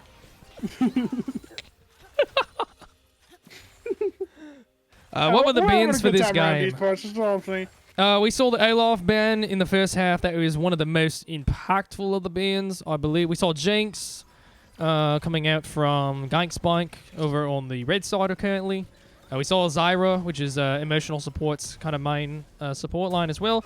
And we saw from the... what else did we see? We saw Aatrox, I believe, in the second half as well. A good couple of bans all around. Nothing that was too crazy from Game 1 if you were here for that one. And most likely we'll see very similar bans coming out for Game 3 unless something crazy starts to happen out in this lane. Yeah, I would think unless this Aurora becomes like Jesus Christ, they have to ban that too, which would really stuck because I do think they have a decent read on them. Where Tyrene's like one engage champion I played is the Nautilus. I don't know if I agree with this Fortune ban anymore. I don't think that champion is as strong as it was early in the tournament.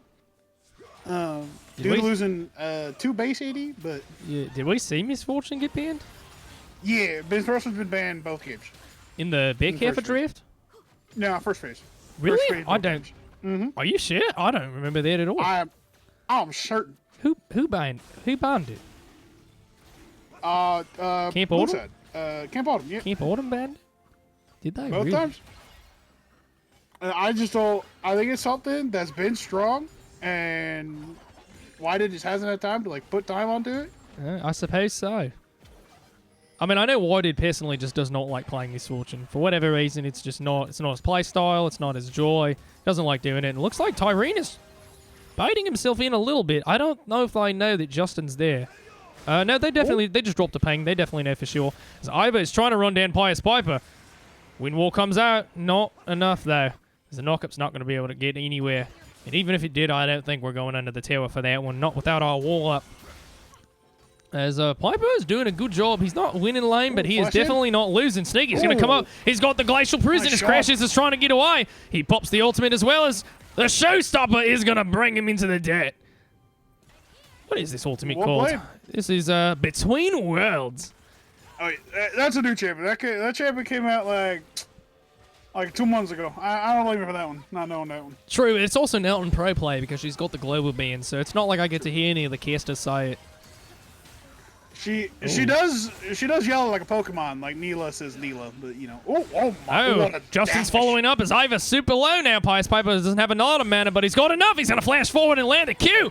That's gonna be a kill going over. Meanwhile, in the middle, the bot lane, Whitehead's gonna go forward. Encore goes a little bit wide. Cleanse forward. He gets the auto attack. And he doesn't fall to the towers. Tyrene's gonna try to pick it up. He doesn't have the damage to get through with this emotional support. Healing! Oh. Double kill coming over to Whitehead's Kai'Sa. Well, that was an I'm done doing the accent, by the way. That's alright, I'll just pick it up in the next game. I'll say, if you do country next game, I'm done. I tried. I'm not a professional like you are. I wouldn't call myself a professional. I just got a lot of time on my hands. And a lot You're just a youth pastor, so you're used to it. That's true. I mean, that's all I really do during the day is, you know, I sit in my office and just practice accents in the mirror. Look, my best friend is now like a middle school youth pastor, and I wouldn't put it past him that's what he does some days. Because there are some days he'll text me and be like, yeah, I'm not doing anything at work, so. Yeah, well, I work media for my main job. The young adult stuff is off on the side, so I do a lot of media related stuff during the week. The only thing I really do during the week for the young adult stuff is prep a salmon. And like other events and stuff, but I got volunteers to help with that. But that's not what we're here to talk about. We're here to talk about the game. Game 2 is currently going on. We're seeing good trades coming out from Second Hero. Emotional support is up in the top lane. Looks like she wants to position herself for more. Gonna see her go in on Whitehead. He's super low. He doesn't have cleanse and he doesn't have flash. As the shutdown gold is going over to Pious Piper's Silas. 2-0 on the pick now. He is a sizable lead up against Iva's Yasuo right now. And we're seeing a little bit of a rotation coming up as well. They are wanting these grubs as Crashes is almost going to bait him out. Flash for Showstopper. That is not the trade that Crashes wants, but Second Hero is going to get chunked out. Pious Piper's got a lot of damage, and he's got a whole team behind him. They're giving it over to Vaz as Zeri. He also has a little pressed up. It is the static shift build from the... Pious Piper's locking him down. He also is going to try to return with the ultimate, but he's getting snared out. He's got the flash as well, and the ultimate is not going to be enough. It is, yeah, and it is the Shiv build for Whitehead.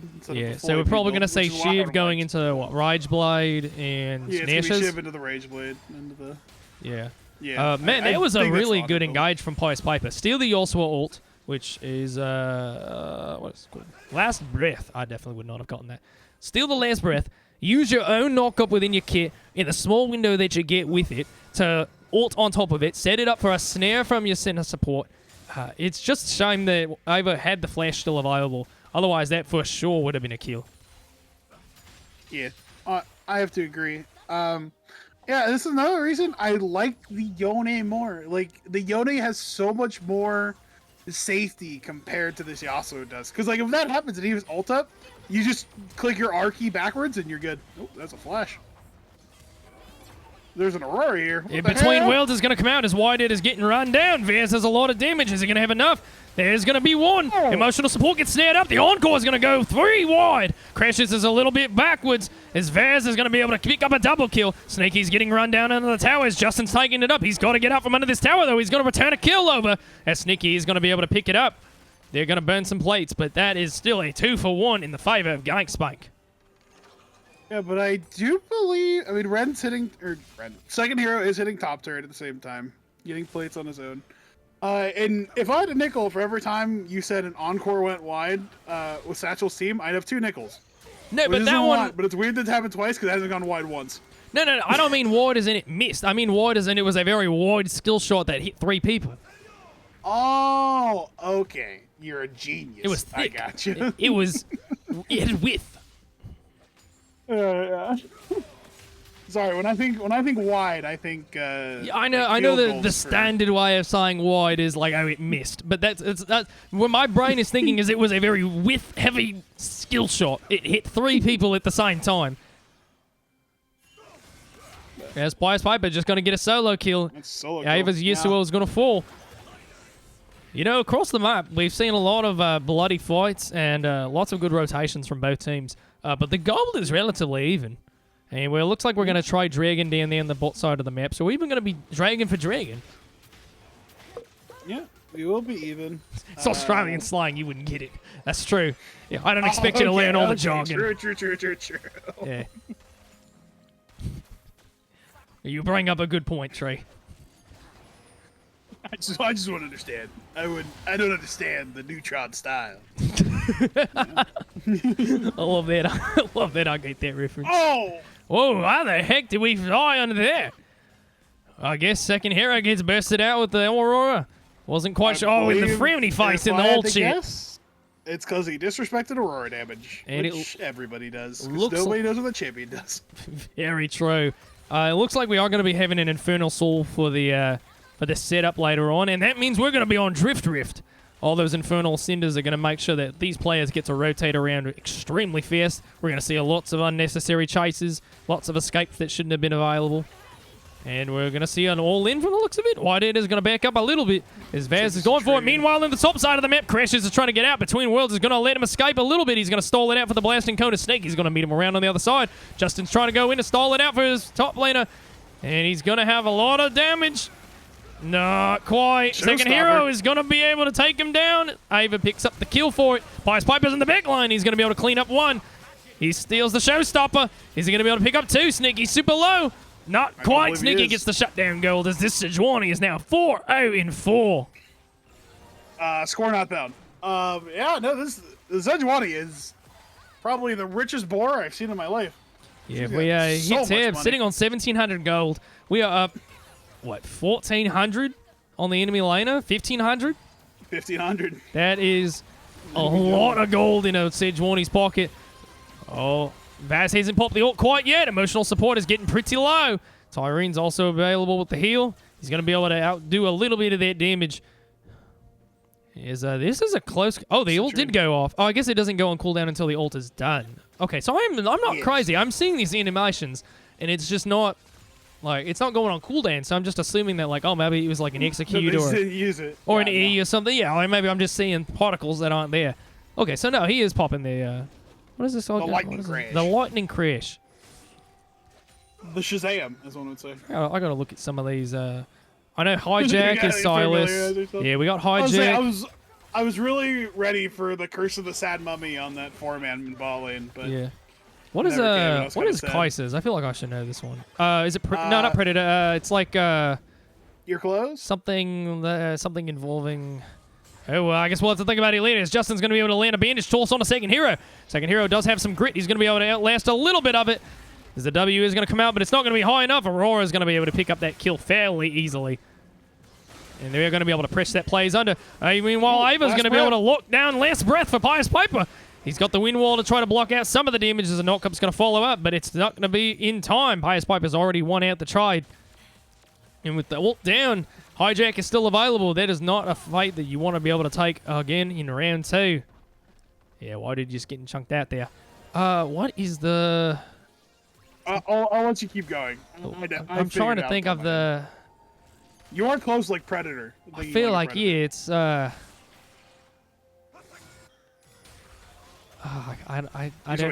don't know if I'm going to get it. Yeah, what is it? Killer Instinct. Killer Instinct. I've said that before on the stream too. I know for a fact I have. Yep. And the basic Glacial Prison pretty well. Yeah, Glacial Prison for Sejuani. I know that one. And it's Curse. I know it's Curse of the Sad Mummy for the Amumu. Encore for the Seraphine. I think I know most of these. For whatever reason, it took me forever to learn Dawning Shadow for Senna. Oh, this is 2 TPs. Yeah, Crashes is down here as well as yeah. A lot for a little. As well as Pious Piper. They're going to go for a 5-man die, but Sneaky's wrapping around the back. I don't know if they want this anymore. Between Worlds is going to come out. It looks like they're trying to focus down Whitehead. He's going to flash away. Emotional support's going to fall, and immediately behind him, Avas as well. Crashes forward, going forward for Whitehead. Sneaky's now in a tower, but I don't think they want to dive this tower. Glacial Prison's going to be hijacked over. They're going to stun up Sneaky under his own tower. But they're just going to be able to take the bot tower while second hero is trading out the mid tower forward as well. Dragon is up in less than a minute. Yeah, that is Power trade. a lot of gold going over to Gankspike. As Zeri is picking up a small... You say that, but it's Why still is- only... It's not even that big of a gold lead. Yeah, It's we got only about like- a 1K and a half. Pies Piper's taking a 1v1 into Sneaky and actually losing the trade. I think it was kind of kicking his ass. Yeah. Showstopper's going to come in. Tyrene's getting locked up, but he's not going to get locked down. Iva going to be able to pick up the last breath as Irene is trying to heal his way out. He's got the snare. He's going to fall to the Q3 on the Yasuo. Bandage toss into Zeri. He's going to be able to pick up a kill for Vaz. As Pies Piper's trying to run down Sneaky in the back line. He's got a lot of healing. Emotional support, not so much, as Vaz is going to pick up a double kill. Pies Piper's finally getting out on the rotation for Sneaky. His Crash is going to be able to clean it out. He's moving forward. He's got the fleet proc. He's going on the tower. And he is going to fall. Ended up giving over some gold to Whitehead's Kaiser. Sneaky actually getting away with murder in that one. Poor Pius and poor Crash is definitely wanted to see that shutdown gold go to their team. But one thing they're going to get forward instead is a nice Infernal Drake to start stacking up that soul. Yeah, I mean, I wish I knew more of what this game state favors, but this game is bloody. Like, these two teams are just running at each other like psychopaths. Yeah. Second hero going to have to burn the flash on that one. I think he's out. Yeah, he's got Infernal Cinders to be able to escape as well, so not going to see much else from that. But I'm going to keep saying it until I'm proven wrong. I still think this Yasuo needs to be a Yone one of these games. Like, I do think that Yone is a... Maybe I'm biased, but I feel like Yone is such an easier champion to play on its own, and I think is just a stronger champion than the Yasuo is. And I think it's better into the Sylas because the shield's a shorter cooldown due to the fact it's on an ability rather than being the passive. Yeah, I can't. I guess the only reason you'd really want to pick Yasuo over Yone in this one is that Pius Piper could obviously steal the ultimate and get a 3-4 man knockup, whereas with Yasuo he can realistically only get the 1 man. I don't see any way the enemy team is able to knock up more than one person besides a blasting cane. Yeah, I mean, I can understand that if that's the angle you want to go with. I'm just not a big fan of that idea being the angle. I also think the win wall does have some value, especially in the 1v1 with Silas. Yeah, it is unfortunate that Pius Piper is actually pretty proficient in withholding his abilities, being patient to wait out those win walls that he's predicting. So Iva has not been super successful at actually blocking these chains out. So the Showstopper's going to come in on Crashes. Between Worlds is going to come out, but it's not going to be enough. Second hero is going to pick up the kill on that one. Meanwhile, we're going to see a lockdown going in onto Justin. He's trying to get a bandage toss out on Ava to finish off the kill as Tyrene's trying to back him up. Justin is actually trying to run away. He doesn't find a bandage toss as Whitehead is going to be able to pick up another kill. 4 and 3 on the Kaiser. He's already finished up the Rage Blade, and it looks like he's going to be able to get another step forward on that Nash's Tooth, giving him the evolve that he's been waiting for. Yeah, it's an overextension from Crashes when he didn't envision to be overextended, and Ren is making a play. Yeah, Snakey's right there behind him. Vaz luckily does have Infernal Cinder to be able to get away. He might have to bend the flash. There he goes. Sneaky's going to follow him up, though. Whitehead's right behind him. He's got the cleanse to keep out of the snare. His E cooldown is a little too high. The passive's going to come out. He's shut down gold over to Whitehead's Kaiser. That might be Baron. Yeah, they're going to be able to rotate right over to Baron on that one. Justin is still dead. There's not much that Gankspike can do to contest this. They have vision on it, but I don't really know how you're going to steal this out from a smite. 1,200 damage is not something to be laughed at. I think the Amumu is going to be too slow back on the map to do anything about it, unfortunately. Yeah, we're trying to get a little bit of a trade out. I'm not sure why. I understand Pius Piper taking mid tower. I think that's the correct move, but I think Crashes and Tyrene are just playing it a little too dangerous. I think they just need to back it off. I mean, it is Aurora. Aurora is a very slippery champion, mostly to an annoying extent. But the one thing I do have to say, this Aurora does not look very proficient. This Aurora definitely looks like it's a new champion, and I played 4 games on it, and because there have definitely been some mechanical oopsies this game from Crashes, and honestly, I feel like they haven't done a whole lot in most instances. Granted, the champion was just nerfed from probably a much more broken spot than she should be, so she's harder to play, but. At the same time, the fact that Ren's in this game, or second hero's in this game as much as he is, I think is due to some of those mechanical misplays. Yeah, well, we're about to see a 1v1 come down for them as well. We got a level advantage on Crashes. We'll see if that's any kind of relevant. Hullbreaker on the set is actually going to be a lot of extra stat points for him, though. Crashes is trying to use the invisibility. He is going to be slippery enough to get away, and Vez is in the back to try to shadow him out. Yeah, we're just going to proc a fleet. Be all right for now. Yeah, I don't know enough about Aurora to know what is considered optimal as far as build. against me. True, because I don't know enough about Aurora. I'm not about to get gapped by something I'm not proficient against. I believe the stream is lagging quite a little bit.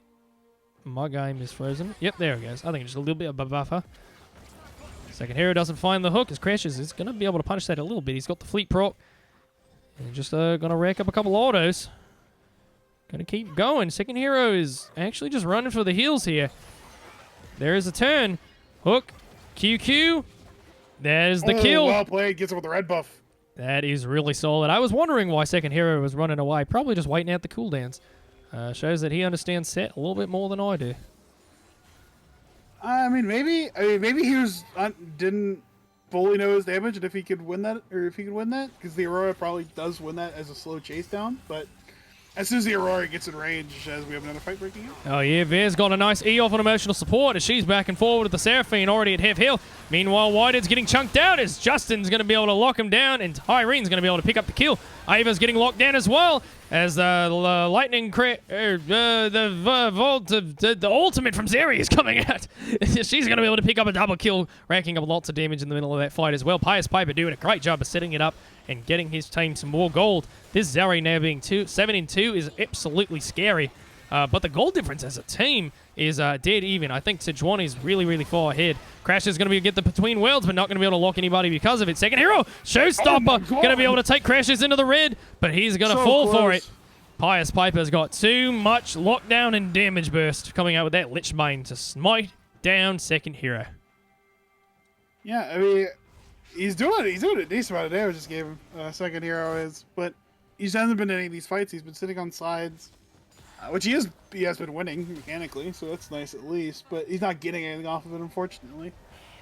But yeah, the Soul and Seraphine ult clipped Whited over the wall, which was very well played. It's kind of a crazy ult, if I'm being honest. It was lightning Crashes. I was correct. I've Davided myself. I'll give you the fact it's because there's another person named Crashes in the game. True. I didn't even think about that. Very true. You're welcome. Always got to think of an excuse as to why you. That's right. I knew it was lightning something. I was like, Crashes feels right, but at the same time, it feels wrong. It feels weird because there's another person in the game named Crashes. Yeah. I think we're gonna have to ban out Crashes from playing top lane with a Zeri in this game. I can't have this for the casting. It's just not. It's not fair to the people on the stream. For the viewers, we're gonna have to ban out this player. That would be wild. That would be extremely corrupt and would probably not pass the TO chat.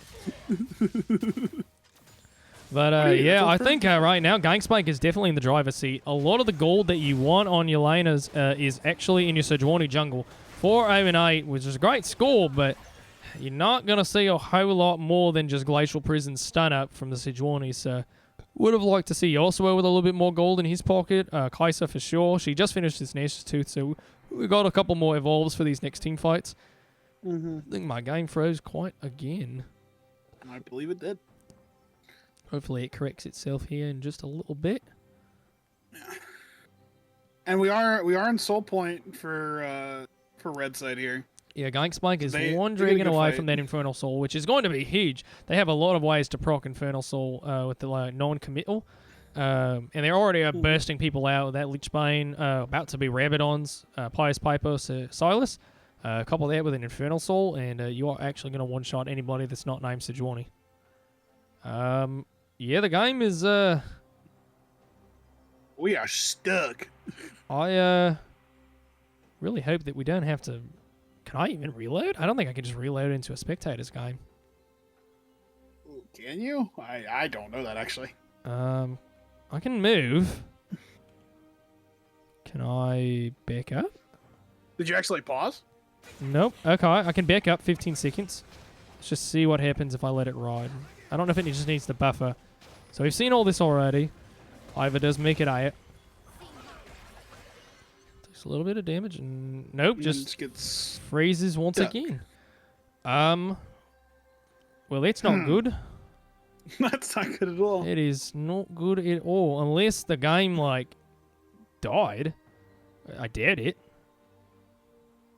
I was like, did everybody disconnect at the same time? Yeah. I would be more likely to assume the problem They're is still on a mine. game, so we're all right. Well, if anybody in chat knows a potential solution to this that's not closing out the client, I'm open to ideas. Suggestions. Yeah, because if I close out the client, there's no way I'm getting back in the game.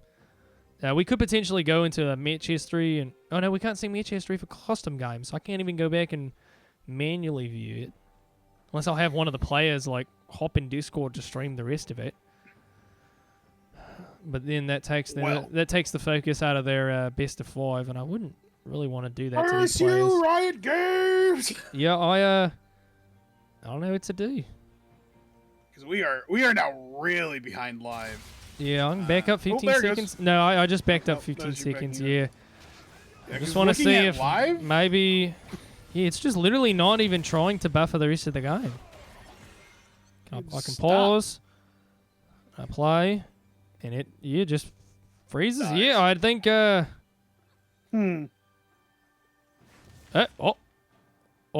it loaded something. I think.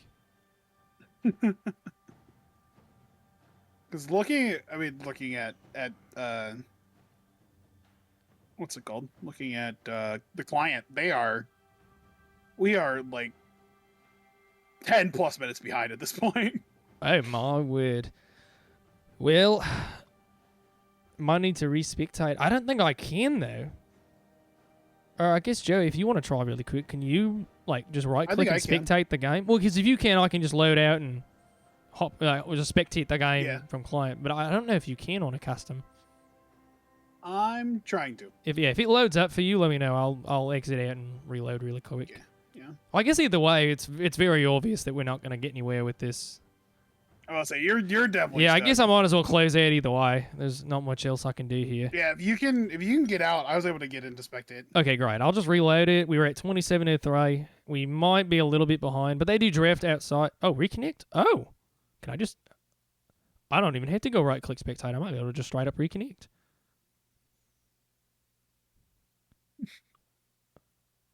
Pause. Okay, we're reloading. Are we past 27 minutes? I think the only downside is when I load back in, it's probably going to load me 3 minutes behind instead of the full 10.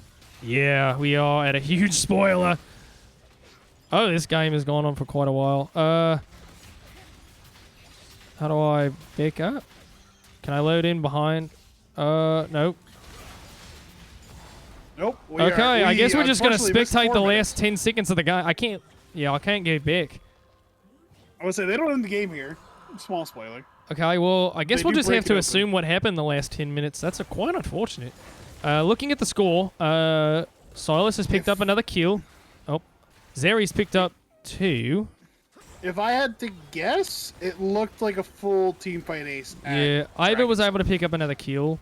Sejuani's died twice. They had only died once before. Are you sure? Because I believe Sejuani was 4-0-8. Oh, No, they died once. Showstopper's going to come down on Justin's Amumu. They did pick up the Infernal Soul on Gangspike, so clearly there was a fight for Dragon. Yeah, I think that broke the game open. Yeah, To where it inhibs are is now. down. 2 inhibs down. We are just hard scaling right now. Gold is still fairly even.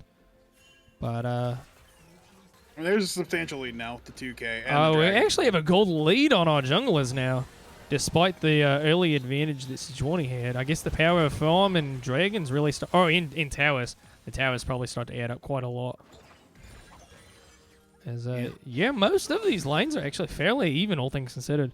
600 gold lead on Zeri for being 8-2 and 10. Not that crazy. Bot lane, or support is really the only lane that's got a huge gold lead at, what, 2K? And there's That is only mostly because Tyrene has like 20 nearly assists. In a, 80% KP. yeah, Holy. 20 assists and a bunch of towers start to add up really quick. Yeah, let's see if they're not going to push up for sure. Oh, maybe Sneaky is. He's about to meet some friends of his. Oh, he's way too Although I don't tanky. think he dies. That is Yeah, one. he's that's got a one lot of tanky EMR board. between the Jick Show and the Hollow Radiance, I believe. Yeah, Hollow Radiance. He's got way too much EMR for them to burst through. They haven't. No, Void Stare from Crashes, but not from Silas. He does not have any EMR yet. In fact, going for Ludens right now from the looks of it. Charmed up. Whitehead's going to be able to get a kill with the Crashes is going to fall right behind him. Vez has got the Lightning Crash coming in as he's moving forward, trying to mow down emotional support. TP's coming in from Ava and from TP. Second Hero. As there's a lockdown, Vez is getting shut down. Gold going over to Yorso. Ava's going to be able to use some gold in his pocket for that one as Snakey's throwing out the Glacial Prison, forcing the flash out from Tyrene. He is going to be able to get away. That's a little fast little center. You go, meow. Yes, sir. Yeah, this is a very scary game for both teams. I feel like we are This game is on a knife's edge. we are one ace away from either team winning the game. Easier for Gangsplank for sure. Camp Autumn will have to fight their way through some super minions to be able to end the game after an ice, but I believe the death time is now like 40-something seconds, so definitely long enough that if your lanes are reasonably pushed out, you actually just get to end the game. If you just have one lane pushed out, then you can end the game off of a clean ace.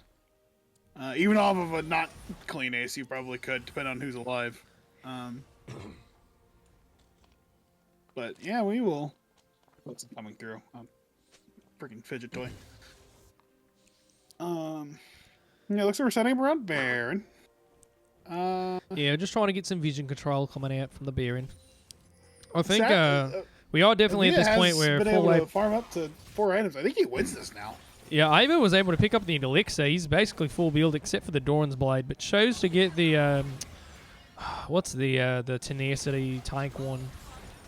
I forget the name of the elixirs. But we don't have time for that. Second Hero's going in and getting locked down by Justin, but he is going to fall as Whitehead's Kaisa is just too strong. Between Worlds is going to bounce around as he's looking for Whitehead. He finds it. Infernal Soul's going to pop him like a balloon. Sneaky's super low. We'll see if Vez is going to be able to clean it up, and there he goes. Second Hero's getting run down as well. Flash forward from Pious Piper. That's going to be a kill going over to Tyrene as Satchel. Ava's Yasuo is the only one still alive. Can he 1v3? 1v4. Oh, that's even scarier. They have super minions marching down mid. They have super minions marching down top. He's got 1v4 and his team is 20 seconds away. He's going to try to go for it. Windwall's going to be able to block some of the damage. He's going forward. He misses the knock-up at Vaz. Kites out. That's going to be a kill for Pious Piper, a tower for Gangspank, and a Nexus to end game number 2. Wow, that was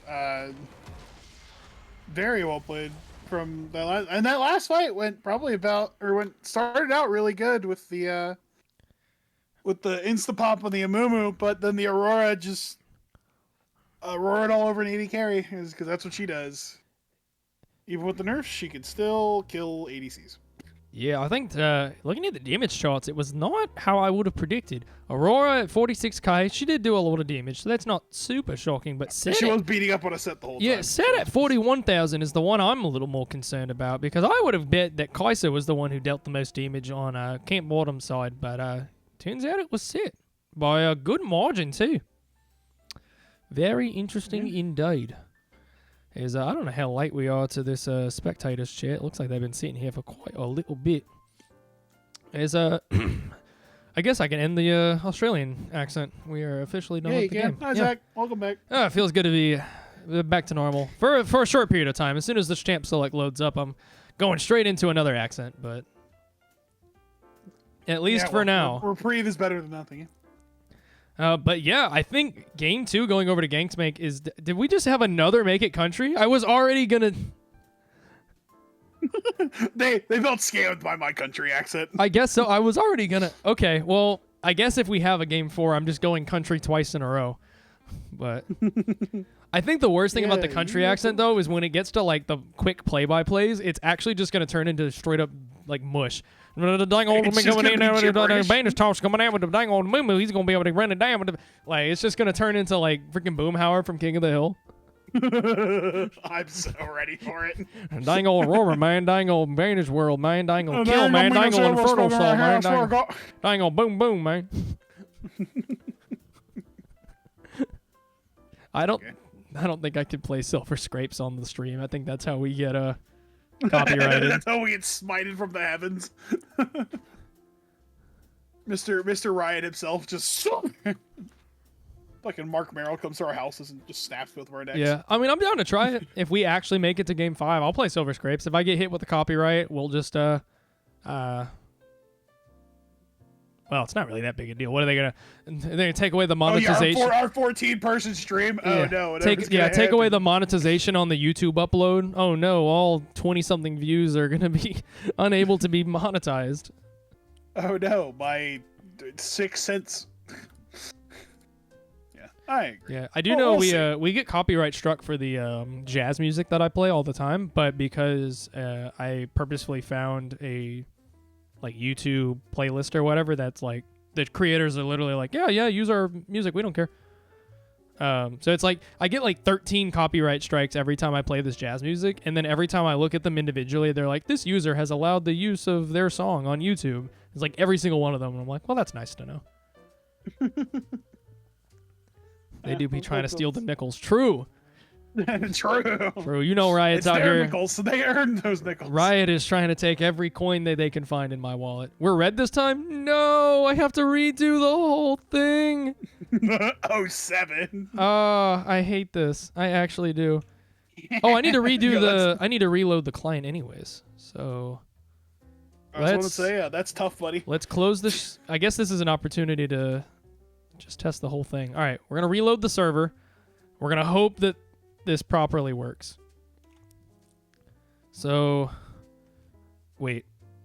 Where do we... Okay, yeah. So Camp Bottom is now on the red side. So I need to do this. You guys aren't going to be able to see any of this for the time being. But just know I'm updating all my stuff while they do the draft. 193, 174.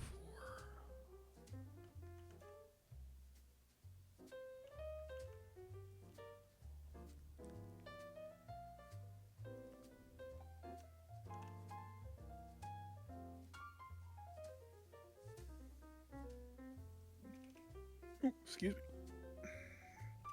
Oh. Wait.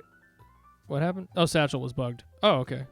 I guess, well, you know what? This would be a great opportunity for me to quickly test this since we're not in a lobby at all. Load this up really quick. And if I were to go to Champ Select. It's, what? It didn't update anything? What the heck?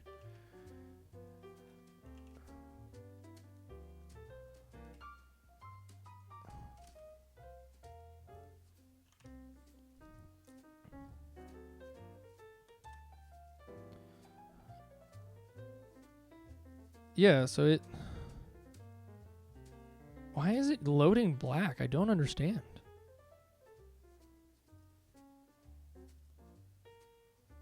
I wish I could help you, but I'm completely worthless when it comes to that. Yeah, well, it's fine. It's more just annoying. It's like it's been working perfectly fine for the past however long, but oh crud.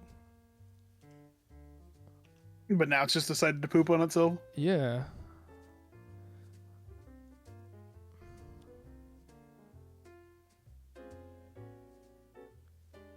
Oh, it's even more annoying because it like blocks out the freaking black hat from Patrick. So, okay, so reloading. What if I just reload League Client as a whole? 'Cause that's really all I can do.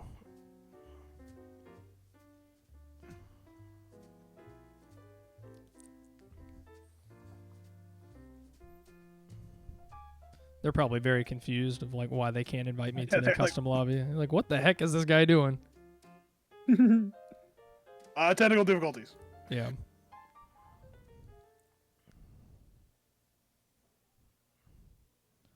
Okay, so that reloaded. Now if I reload the server.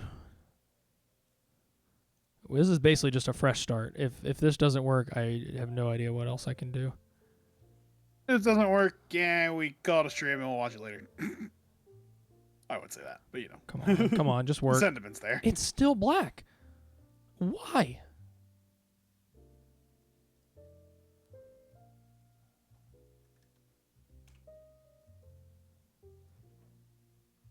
Literally, the website that's hosting it has color.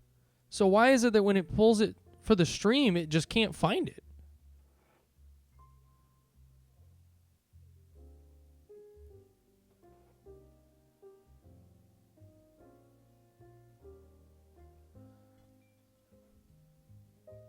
It literally... What?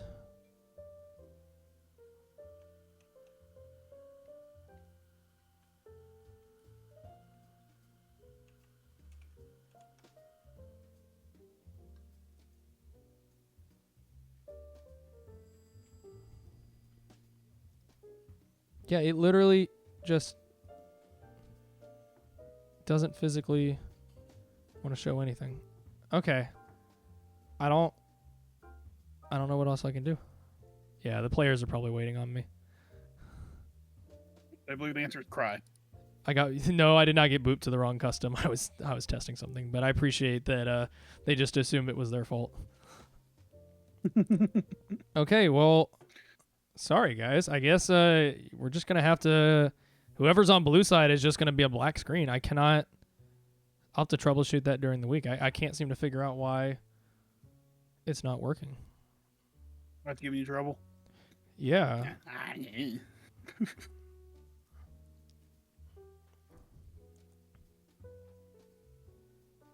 Yeah, I wish I could be more help, but I don't know. Fucking. What happens if I take... Hold on. Since I still got time.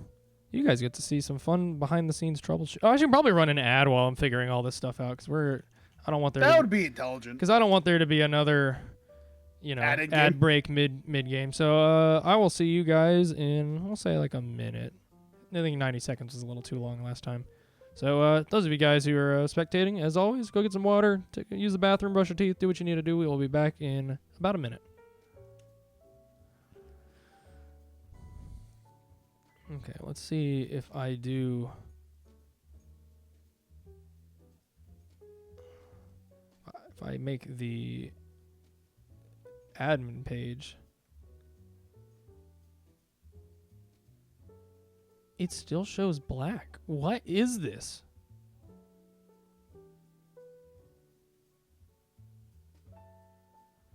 I'm so confused. Even the admin page is black?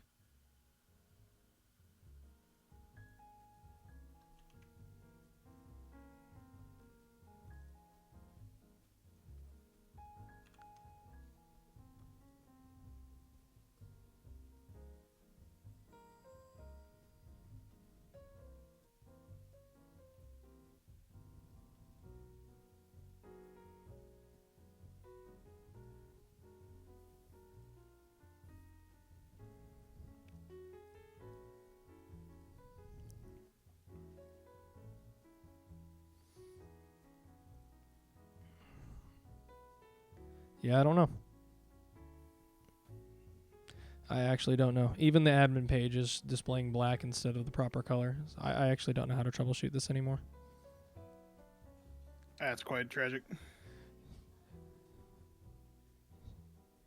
Yo, Quiver. I know who this is. Who is this? Is this my friend Ryan?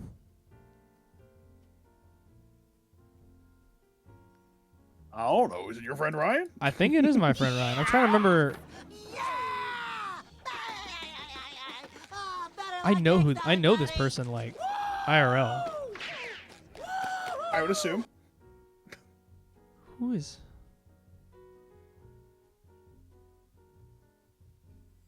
Is it James?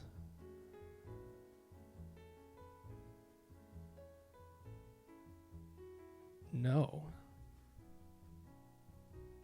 Well, now they're gonna bully you. Now they're gonna be like, "Oh, who am I?" Yeah, you mean to tell me I just gave you a freaking Twitch Prime sub and you can't remember my name? Awkward. Steve from accounting. Who is this? Most of my friends don't watch Twitch, so it's like it can really only be like a few people. Take your word for it.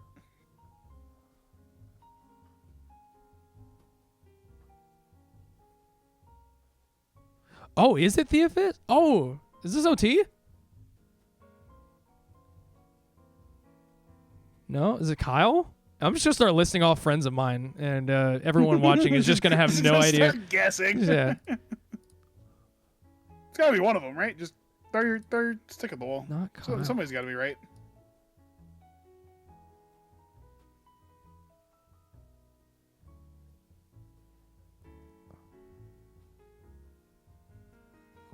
Absolutely flawless.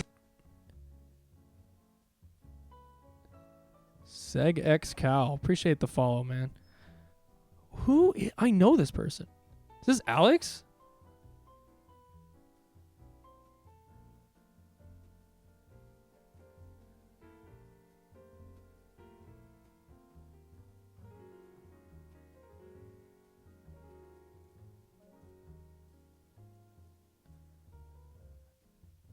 Well, I guess we're gonna have to figure out.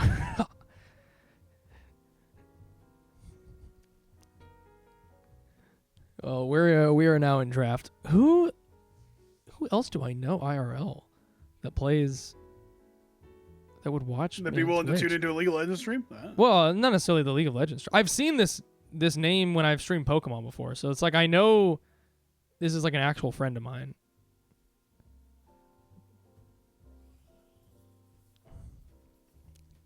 All right, I guess I need to start speaking with a country accent because we are officially in Champ Select. So first off, no, I don't believe it's my mother. Although it's nice to know that Quiver's out here just doxing me. Or doxing me. That's nice to know. About to throw my house address in the chat while he's at it. All right, so first things first, Gangsplank was given over to police, or was given the police side, and so they were going to use it to first pick Santa. Personally, I think that's a great first pick. You want to be able to take that away from the Autumn in the support role. I think I spoke with an Australian accent for so long that I actually forgot. Your country accent? Yeah, I've actually forgotten how to speak with a Southern accent. That's kind of crazy. Dude, I might need to mute my mic and figure this out. Now I'm just straight up Australian. That is a blind fizz. That is confidence, and you'll need to restream draft on Discord, by the way. Yes, I will. Yes, I will. I'm definitely going to have to... Do I just have to draw? I think I'm just going to have to go for a Southern draw the entire time.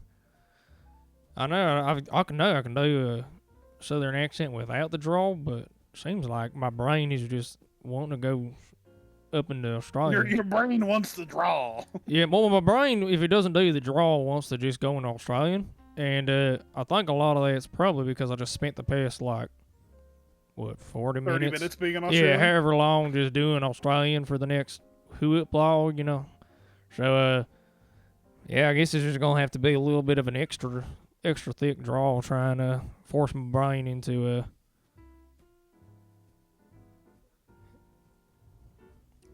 what's happening.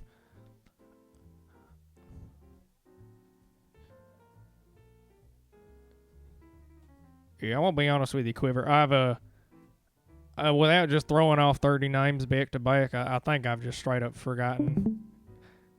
Because whoever you are, your Twitch name is certainly different from your friend's name. So, if you want to drop a hint, feel free. If not, just DM me on Discord or something. Or shoot me a text message, baby, you idiot. How could you forget my name in Discord? Yeah, even absolute dingle hopper. You, I'm gonna stop. All right, so the first thing I want to talk about, we got a Gwen in the top lane on Crashes, and we've seen that Gwen pop off before. Not just on this team, but on many teams that we've seen this far. And it looks like it was a. Actually, didn't get to say that last part of draft, but I believe it was a counter pick into the. Oh no, Darius probably got the counter pick. Also, Darius was the counter into the Gwen, which does make sense. Yeah, it can make sense. I don't think the Gwen's that great here either. I don't know. I think it's going to be pretty good into that Sejuani. Mainly because the Sejuani. Darius doesn't have a terrible matchup into it. Is the thing. Yeah, I'm pretty sure he just just pop on Ghost and just run down straight ahead. Yeah. The real question is if Ren, or second hero, I'm really bad at that. Second hero goes TP Ghost or Flash Ghost. He should go Flash Ghost, and then he has to respect the Amumu coming up. But again, the same criticism I had last game of an incredibly heavy AP, just team in general. One thing I didn't get to say because we started having technical issues about last game was I kind of wish Sneaky went a Canic Rukern instead of the Hollow Radiance. They combo the same thing, but Canic Rukern's just better at tanking AP damage because of the shield. Dang on, I figured it out. Quiver's John. That's my friend John. It's fucking. That took me way too dang long to figure out. I'm glad you had this revelation. Tell me I'm right. Tell me I'm right in the chat right now. Prove to me I'm not crazy. They sure sound crazy. He probably not even watching no more. The Fizz early pick will be interesting as well because the Smolder does go tanky nowadays. So I don't know. I mean, Fizz is Fizz, but we'll see. But I do like the Smolder into the Zeri because it seems like they're able to get through lane most of the time. So Southern action slowly just becoming Kled. I mean, I feel like Kled naturally has a Kled has a Southern accent, doesn't he?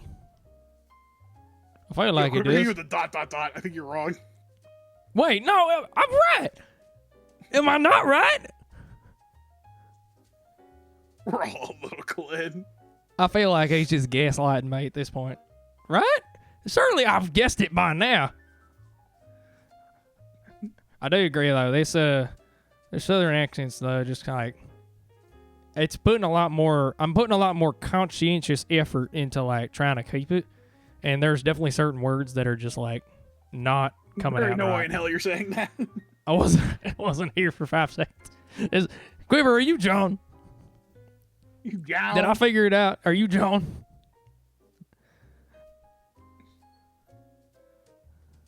People wait. People pause.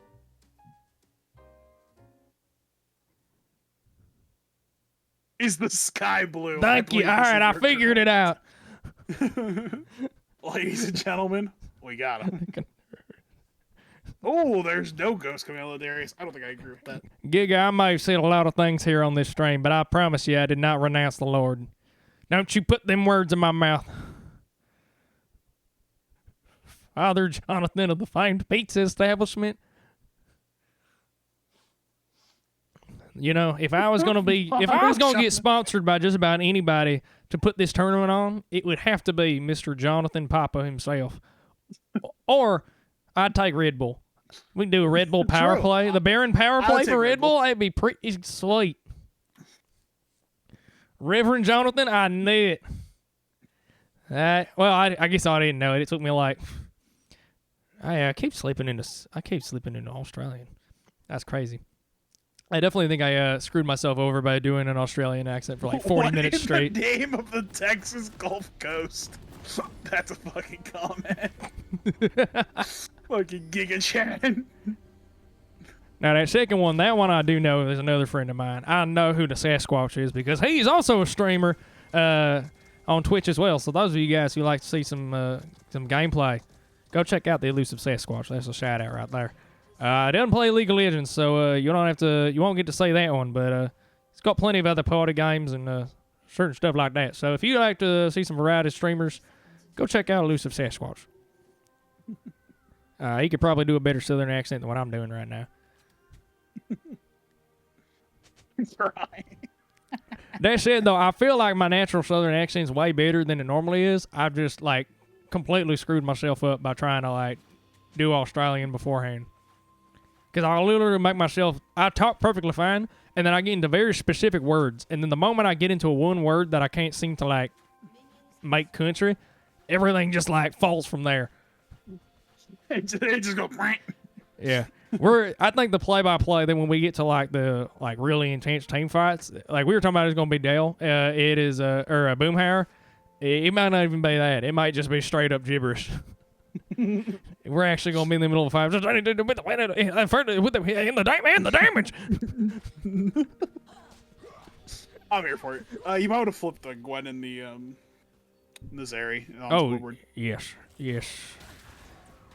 Swap everybody to their proper spots. So, definitely failed to talk about the draft as I spent an entire time doing a scavenger hunt for myself.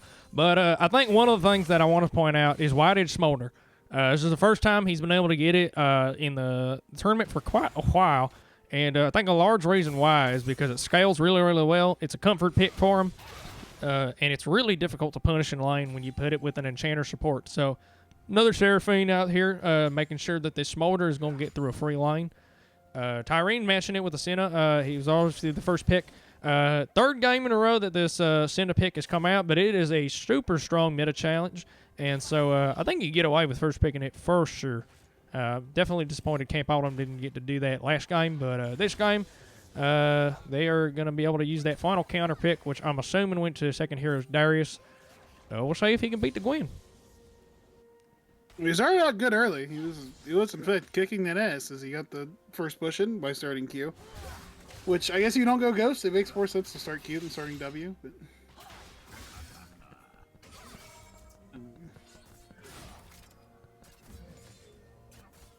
Oh yeah, he is trading really well top lane.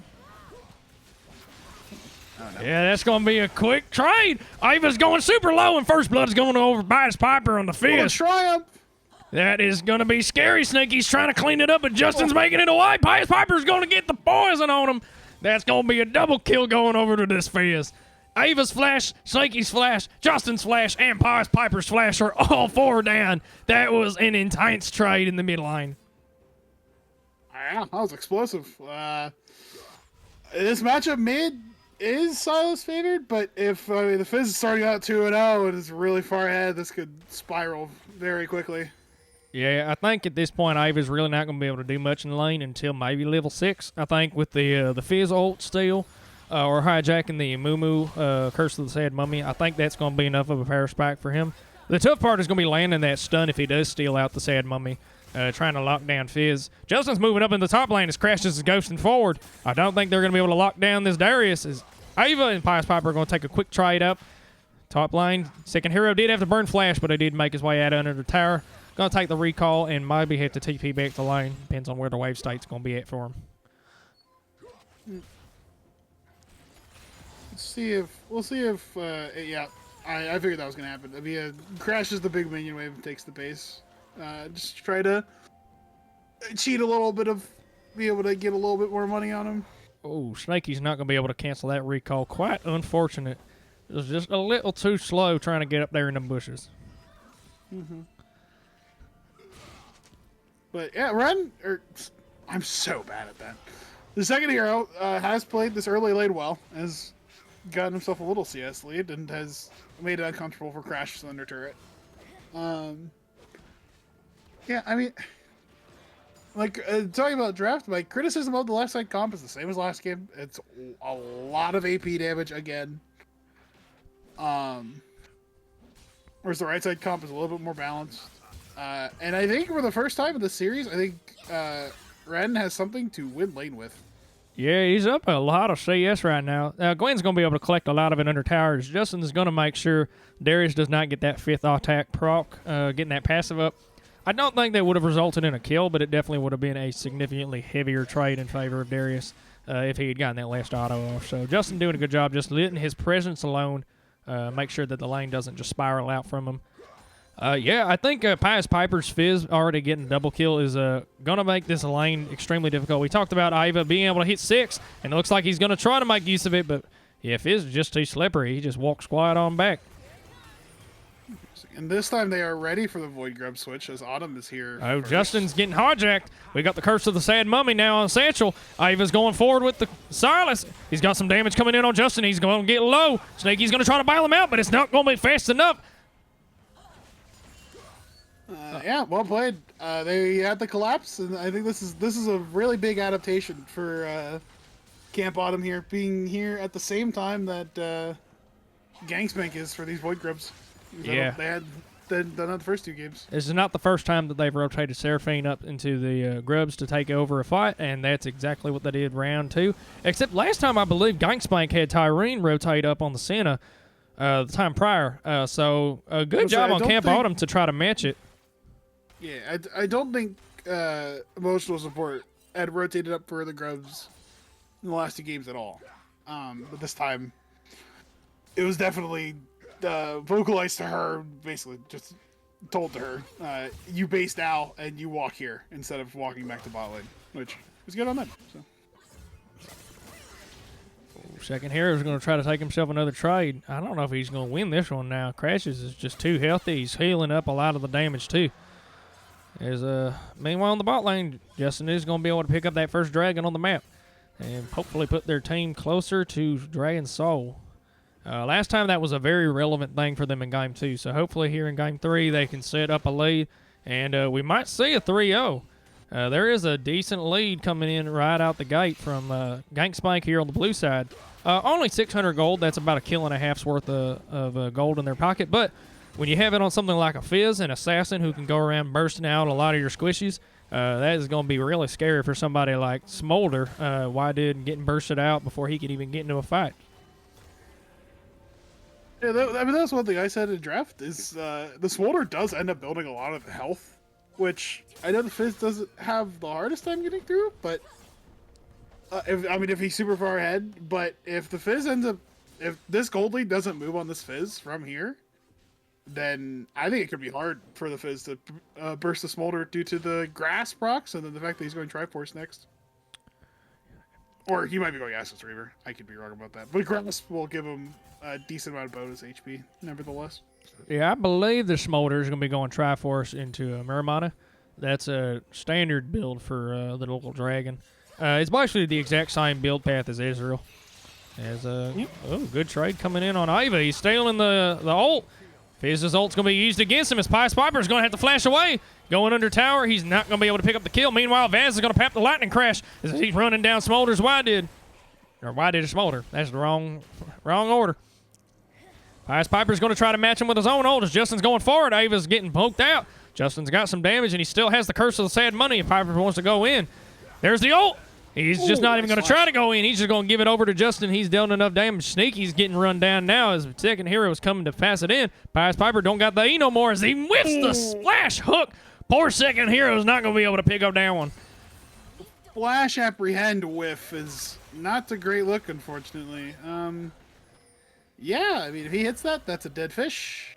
I think Satchel I think Avia tried to flash in for an auto attack to try to finish off the kill, and unfortunately got fizzed as the Fizz hit E and said lol W. Yeah, no thank you.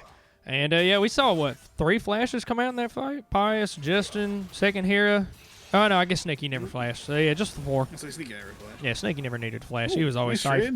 Yeah, we're super low in this bot lane. We got 2 enchanters, so I feel like both sides are trying to play it a little aggressive. As Ava's trying to get forward on Crash, Sneaky gets the flash forward. There's that flash coming out from the Sejuani, picking up a kill for his mid laner. Ava's going to be able to make use of that to bait, going one toe-to-toe with Pious Piper's Fizz. I believe that puts our gold, yeah, pretty much dead even now. Oh, feeding time's coming out from Pious Piper. He's going to try to run down second hero. Second hero gets he gets the sweet proc on the Q. Keeps himself nice and healthy. Dissuades the dive from coming forward. What is this actually called? Feeding time? What is this called? Chum the Waters. I would not have guessed that at all. I think I knew that one. Maybe. Did you? It it's a question mark. I'll be honest. I think I know all the rest of these. We got Guillotine in the top lane from Darius. We got Noxian Needlework. guillotine. Oh, Demacian Guillotine. My apologies. Noxian. Noxian, yeah. Other side of the. Correct, of the yeah, spectrum. the other side of the war.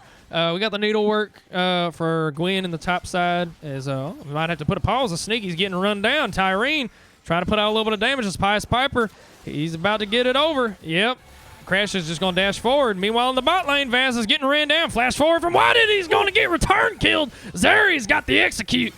His emotional support is going to clean up that Zeri, but for unfortunate, Smolder flashing forward just to go to his own grave. Meanwhile, in the mid lane, Ava's trying to heal it up against Crashes, but it's not going to be enough. Second hero gets killed as Crashes gets another one. That's 2 kills for this Gwen as he is roaming down and getting gold for his pocket. We are just seeing this Gwen print money game after game. Crashes always a dominant threat from this top side of the map. And a bunch of waves just went to turret 2 top lane. I think I'll be able to catch some. I think second here I'll be able to TP up and catch some of it, but I don't think so. I think most of that wave's just gone. Yeah, I think the big question for me is Crash is going to be able to pick up a tower plate? It looks like it's going to be a no. I think Jared picked one up. He picked up the 4th one. Or the 2nd one. Sitting on 1,300 gold. That's quite a lot. Oh, Justin's got the Curse of the Sad Mummy locking down Ava. Chum the Waters is not going to connect, but I don't think it's going to matter. Ava's got some healing, but all it's going to do is stall him for a wee bit more. Well, Moo Moo's going to pick up that one. Yeah, I mean, this might get bloody up here too. Yeah, I don't think they were going to see too much from it. Don't. Yeah. Unfortunately, I think that I believe the apprehend from second hero was on cooldown. Yeah. Well, that could have been something because that was a misuse on the hollowed mist from the Gwen. So. Yeah, Tyrene's coming in on Sneaky. I don't think he's going to find much for it, though. Pious Piper trying to wave clear under the tower. Little bold on that one. Sneaky's going to get chunked out, though, so I guess he gets away with it. Sejuani not really able to punish the Fizz all that much. Yep. Yeah. Unfortunately, I think top lane we're waiting for an item to be done. Mid lane ends up being relatively even after everything's said and done. Yeah, if we look at the individual gold graphs from each lane, we're not really seeing more than a single kill's worth of gold from any one of these lanes from what I can tell. 1,000 gold up on a Moo from Sejuani. I guess that's where most of the team difference is. Because we got a kill's worth in the top side of the map. We got about a kill's worth in the bottom side of the map. Dead even in the mid lane. We're talking literal between one wave apiece. As Sneaky's wrapping around onto this Gwen. We'll see if he's able to find anything. Crash is moving forward to try to get a little movement speed. I don't think he knows that Sneaky's there. Yeah, just going to back off. Second hero saying, hey, this wave's coming towards under my tower. I don't need to force nothing. Just let me back it off here. Go put some pressure up on this bot side. Yeah. Apprehend under tower. 2 tower shots going to be traded out, but second hero, the needlework's going to be a little too much damage for him to deal with. Meanwhile, in the bot lane, emotional support's getting killed. Crashes did get the dive up in the top side, but he didn't get to see it, but that is a needlework well worth used, as that tower's probably going to fall immediately afterwards. Snare's going to go a little bit to the side, as Tyrene's going to be forced to flash, not going to be hit by those judgment chains. Judgment chains, that's a... Did you get that one? Did you get that reference? I don't think so. Oh, that's a Hunter x Hunter reference. Nope. Oh, that's Karapika's nin ability. Oh, well, no need to explain that one. Ava's going to fall the same. Right there. We'll double down on the Hunter x Hunter references. Speaking of Karapika, I don't want to spoil. You're going to miss her with these, I'll be honest. I don't want to spoil nothing. Enjoyer, I'm sorry. I don't want to spoil nothing. Never mind, I'll pause. Just know that Ava's Silas went down into the dirt as Pious Piper may as well have brought himself a shovel because that one already knew he was getting a kill. Yeah, and fortunately, this early game is getting away from them. I do think their scaling is mostly better, but their team fighting has just not been what I'm used to from Camp Bottom this series in general. You just don't seem as on the same page as they typically are. Yeah, I think the big thing that we've noticed so far is that Ava's inability to really get a lead in his own lane. Pious Piper's really just putting in the work. Part of it is from jungle pressure, and part of it is just from his own ability to lane properly. We're going to see we 2v2 got on the two top fights at the same side as the time. Glacial Prison goes wide. Pious Piper jumps right over that one. Showman the Waters on the second hero. Crashes is going to try to rotate over and get some damage onto him as he's now getting run down. Flash away, but it's not going to be enough as the needlework is going to try to clear it up. Sneaky's now getting run down under the tower as that's a double kill going over to Crashes' Gwen. Ava's going to try to follow it up with his own set of rotations, but he's just going to fall victim to the Fizz mid. 4-0-5. 5-1-1. These two AP carries are actually just running through this game with a now 5K gold lead going over for Gank Spank.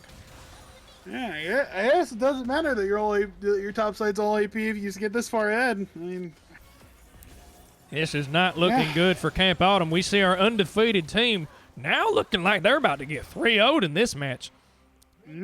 Doesn't matter if they're on red side or blue side. They are not doing well.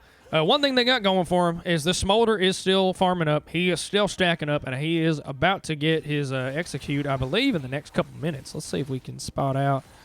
But no, we're still about 100 stacks away. He's quite a little bit away. actually going a lot slower than I was anticipating he'd be. I figured he'd be close to like 170, 180 at this point. The way... We're seeing a dive.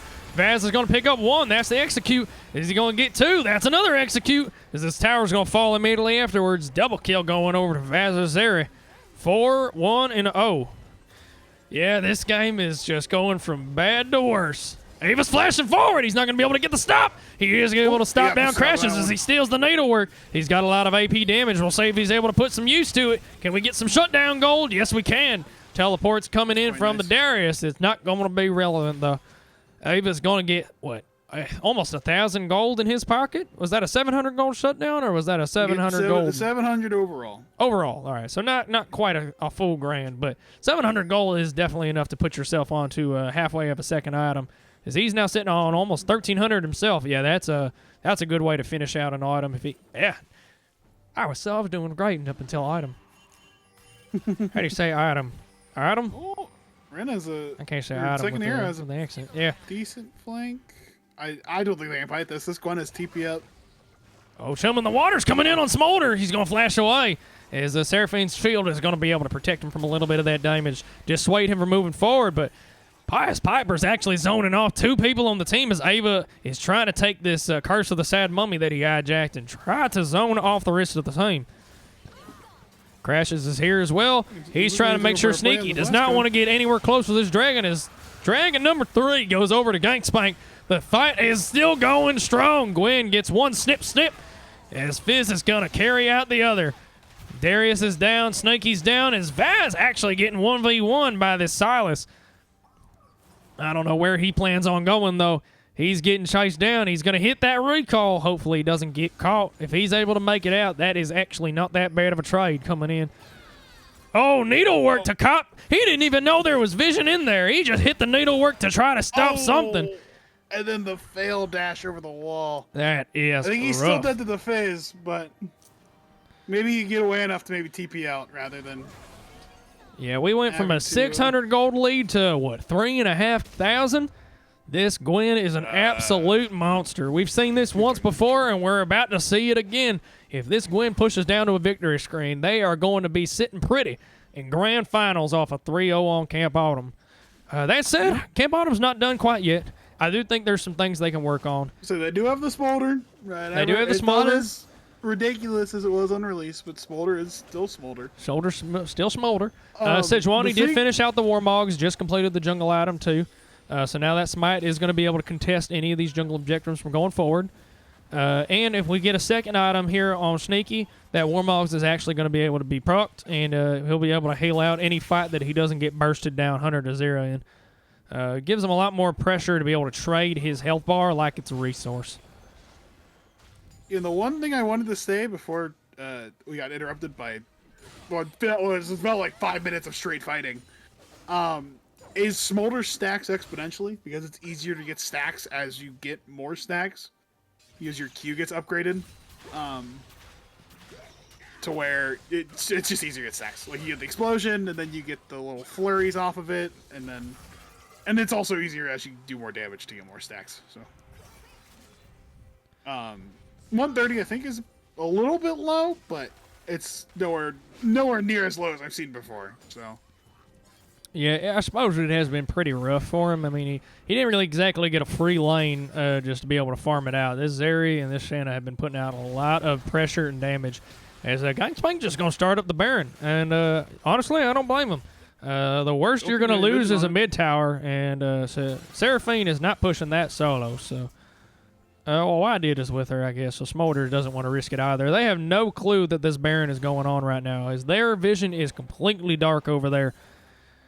They have a suspicion from the looks of it, as Ava is going to TP in the mid lane, pick up a little bit of gold for them. Shutdown goal, or objective bounty for that mid tower. Oh, crashes, snaps out second hero with the needlework. That's another kill going over to this Gwen.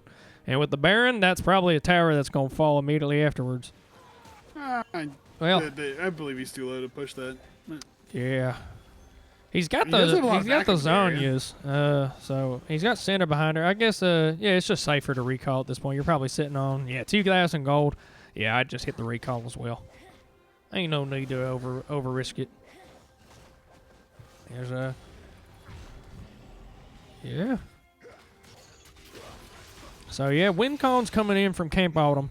Ava is still putting out a lot of damage on this Silas. Still has the very powerful ability to steal Fizz and a Moo ultimates. Honestly, the Gwen ultimate as well. That's a lot of single target damage from the needlework. So lots of good hijacks that Ava can pick up before he goes into a fight.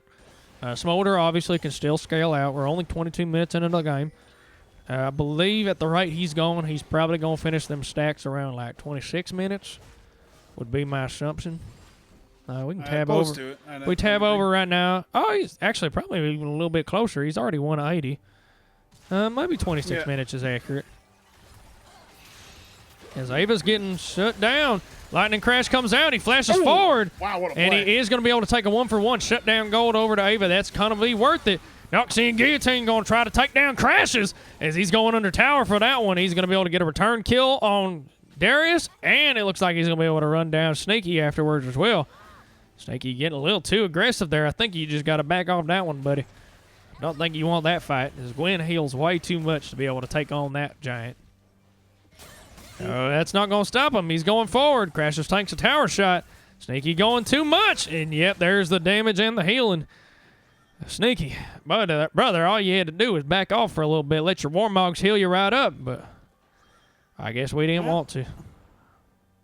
And I mean, it wasn't a terrible idea to try to pick the Gwen, but unfortunately those two just don't do enough damage right now to kill this Gwen. I mean, this Gwen is super accelerated. I think it was a noble attempt when Darius was still alive. He hit the 1v2, try to lock her down with CC. Get the Darius passive up with the Noxian Guillotine. I think that right there was definitely viable. But I think after Darius falls, you just need to back off. As Crash is going to try to stall it out with the Zhonya's. Pious Piper's coming forward. Chum in the water is going to miss. As Ava is able to hijack out the needlework. We'll see if he's able to use it. Uses it to try to cut out Fizz. He's got the chains to lock down. Pious Piper's going to have to burn his stopwatch. Oh, no, he's got full-on Zhonya's. That's still, Ava's now in a 1v3 as he's getting killed out. Fizz 6-1-6. That is unfortunate. Ava is really trying his best to try to 1v4. But the sad reality is that you are getting stat checked. You can 1v1. You might even be able to 1v2 if you play it well enough with your flash. But ain't no way you're playing 1v3, 1v4. Not when they're that fed. You are, you're just getting wallet diffed. I mean, these wallets are so fat for blue side here, especially this Gwen. This Gwen is that is a Rabadon. That is a 3-item Gwen at 24 minutes. So yeah. This is going to be tough. I do feel bad for Ava. He's definitely got the mindset right now that if he doesn't carry, this game is not going to end with a victory screen. So he's making these risky plays, trying to go 1-for-1 for the shutdown gold. As we're seeing another 2v1 coming out on Crashes. Under the tower, second hero is trying to stay alive. Chum in the water is going to go a little bit to the side, but the needlework landed exactly how it wanted to. It's going to force second hero to back and maybe TP back into this fight. Meanwhile, the tower's about to fall. Crashes is going to tank it up. He only has to eat one. Justin's going forward. He's got the Curse of the Sad Money available. Locked down. His mom's going to come out from the back line. That's going to do some damage and wave clear, but it's not going to do quite enough. Pious Piper's now under the tower. He's going to be able to use his E to stay alive, as that is going to be close to an ice coming in on Gangspank. Lives. This tower is that's not fit for this demoralizing. world. It's sneaky. Justin's low, but there's not much else you can do to stall this one out. Glacial Prison's already on cooldown as he is going to be trying to fight for his life. His team does not want to get 3-0'd here. Teleport comes back in. Crashes is ready to just face tank anything that Snaky has for him. We're seeing some stalling, but he's not going to be long enough. Seraphine's now alive. The Encore is going to be able to hit too. Justin's going to be smacked out as Wydid is now alive. I don't think he's got the execute, and I don't think it's going to matter if he did. This Nexus is falling, and Gangspank with a swift 3-0 onto our undefeated team, Camp Autumn. Congratulations to Gangspank, as they are now moving on to the grand finals to fight whoever falls through on the loser's gauntlet coming down from the other side of the playoffs.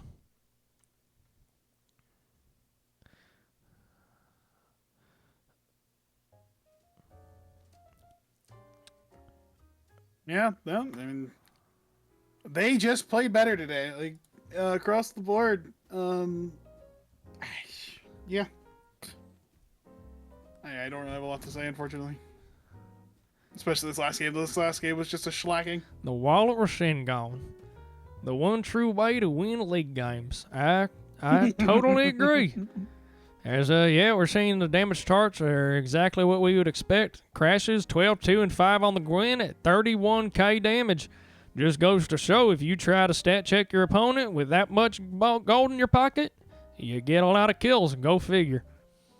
Well, let's see if we can pull out an interview. I guess since the losing team isn't quite eliminated, perhaps we can go for the winning team this time around. I'd do a winner's interview. Let me, we'll message Tyrene real quick, make sure that they are available.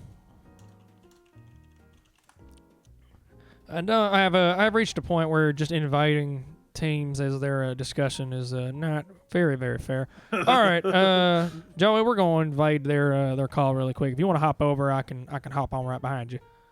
Okay. Oh. Hello. Full team interview? Yeah, sure. Yes. Well, whoever's here, I guess.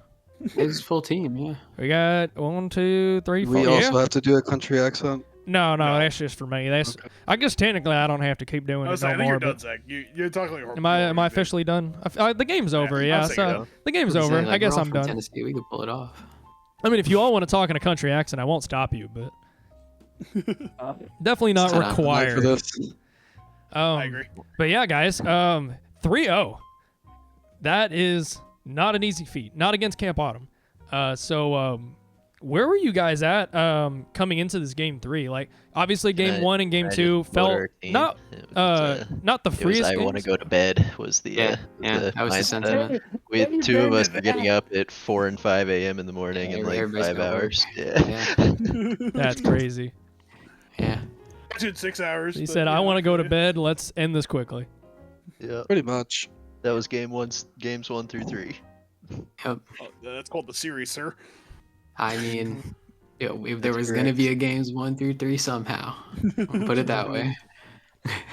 Very, very true. All right, well, I guess if you guys were already planning the 3-0, what were y'all coming into as far as expectations for the match? Like, not just, we're going to 3-0, but like, draft strategies, certain picks that you were concerned about, anything along those lines that you guys kind of walked in ready to do for yourselves or ready to prep for the opponents?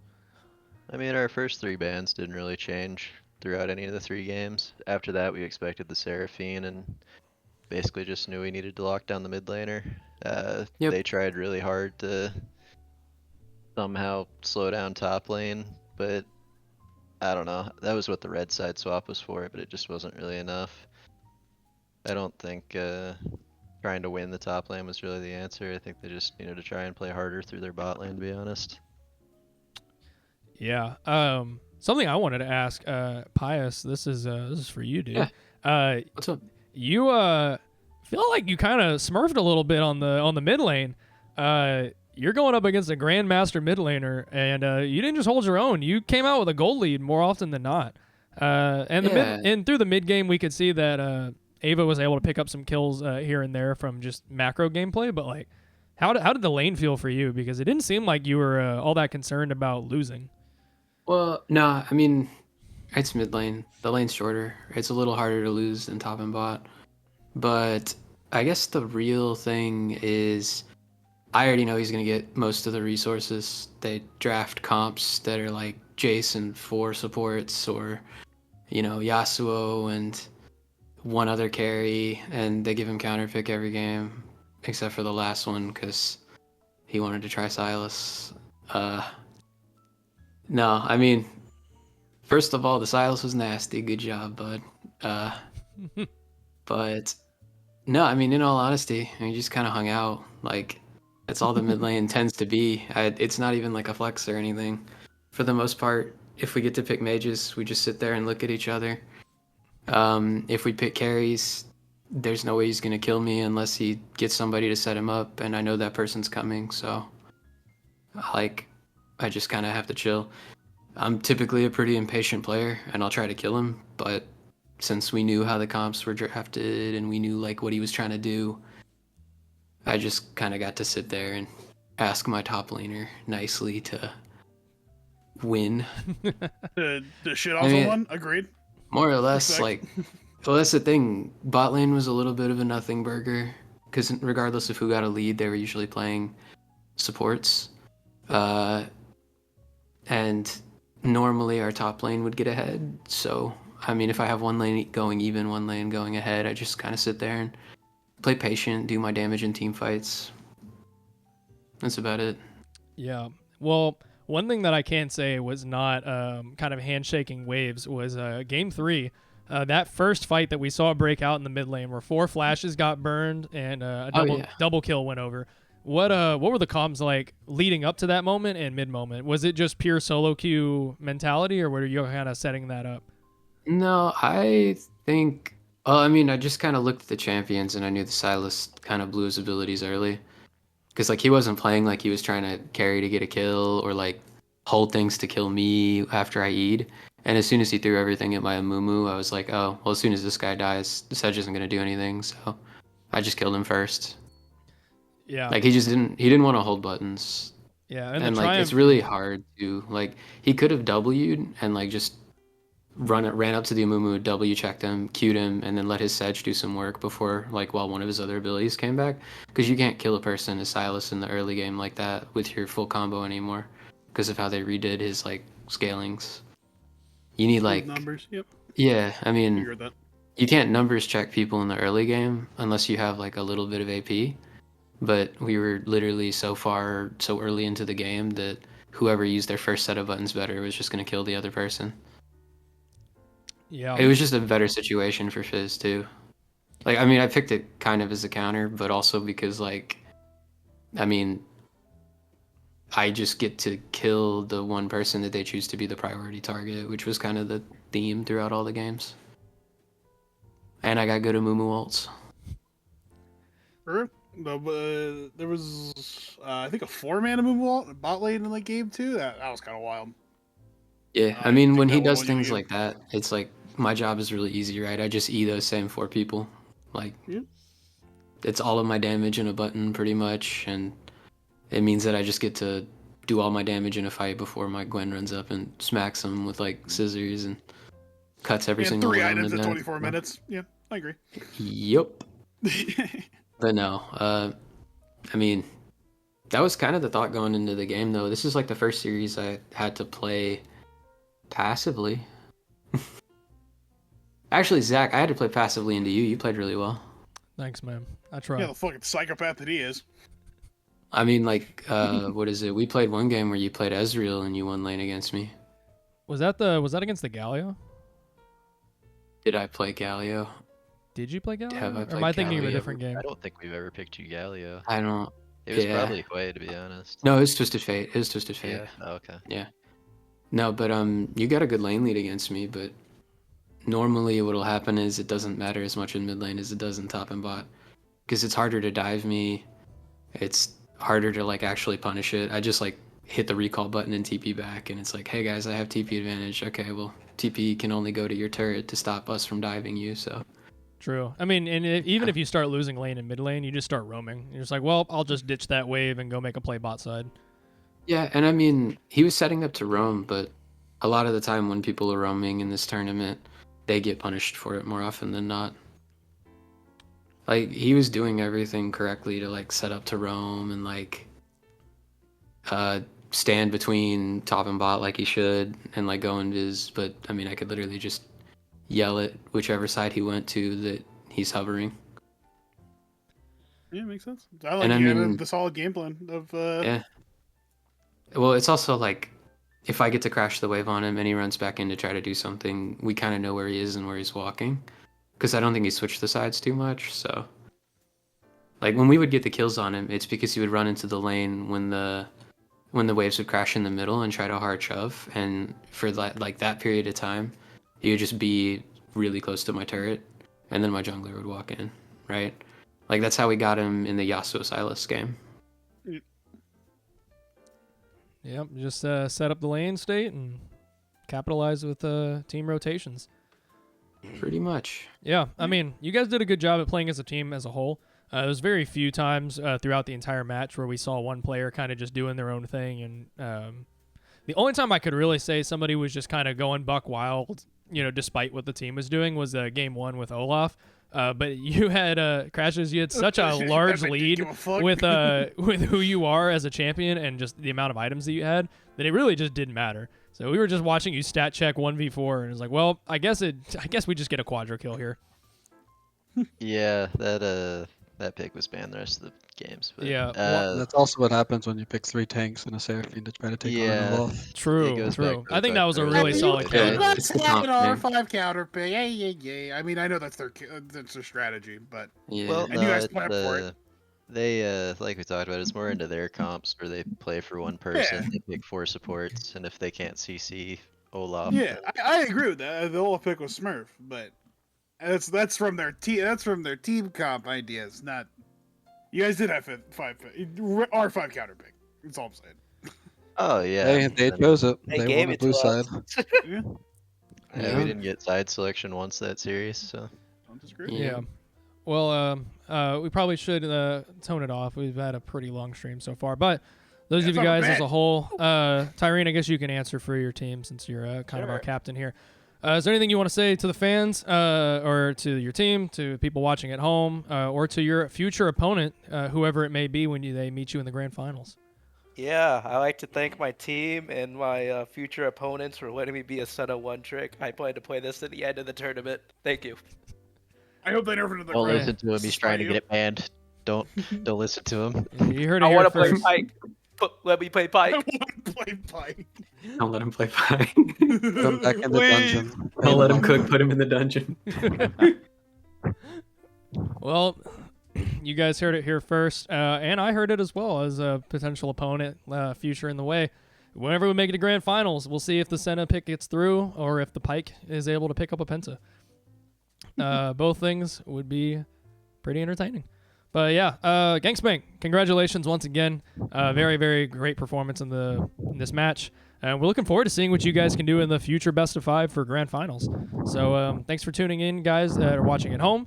It's been a fun banger of a match, and I hope to see you guys next weekend as we pick up more matches coming in, both repeated from yesterday and for future events as well. So if you're not already in the Discord and you want to join the Loafland Discord, let us know in the chat. We can definitely drop a link for it. It's a fun game of fun community of gamers.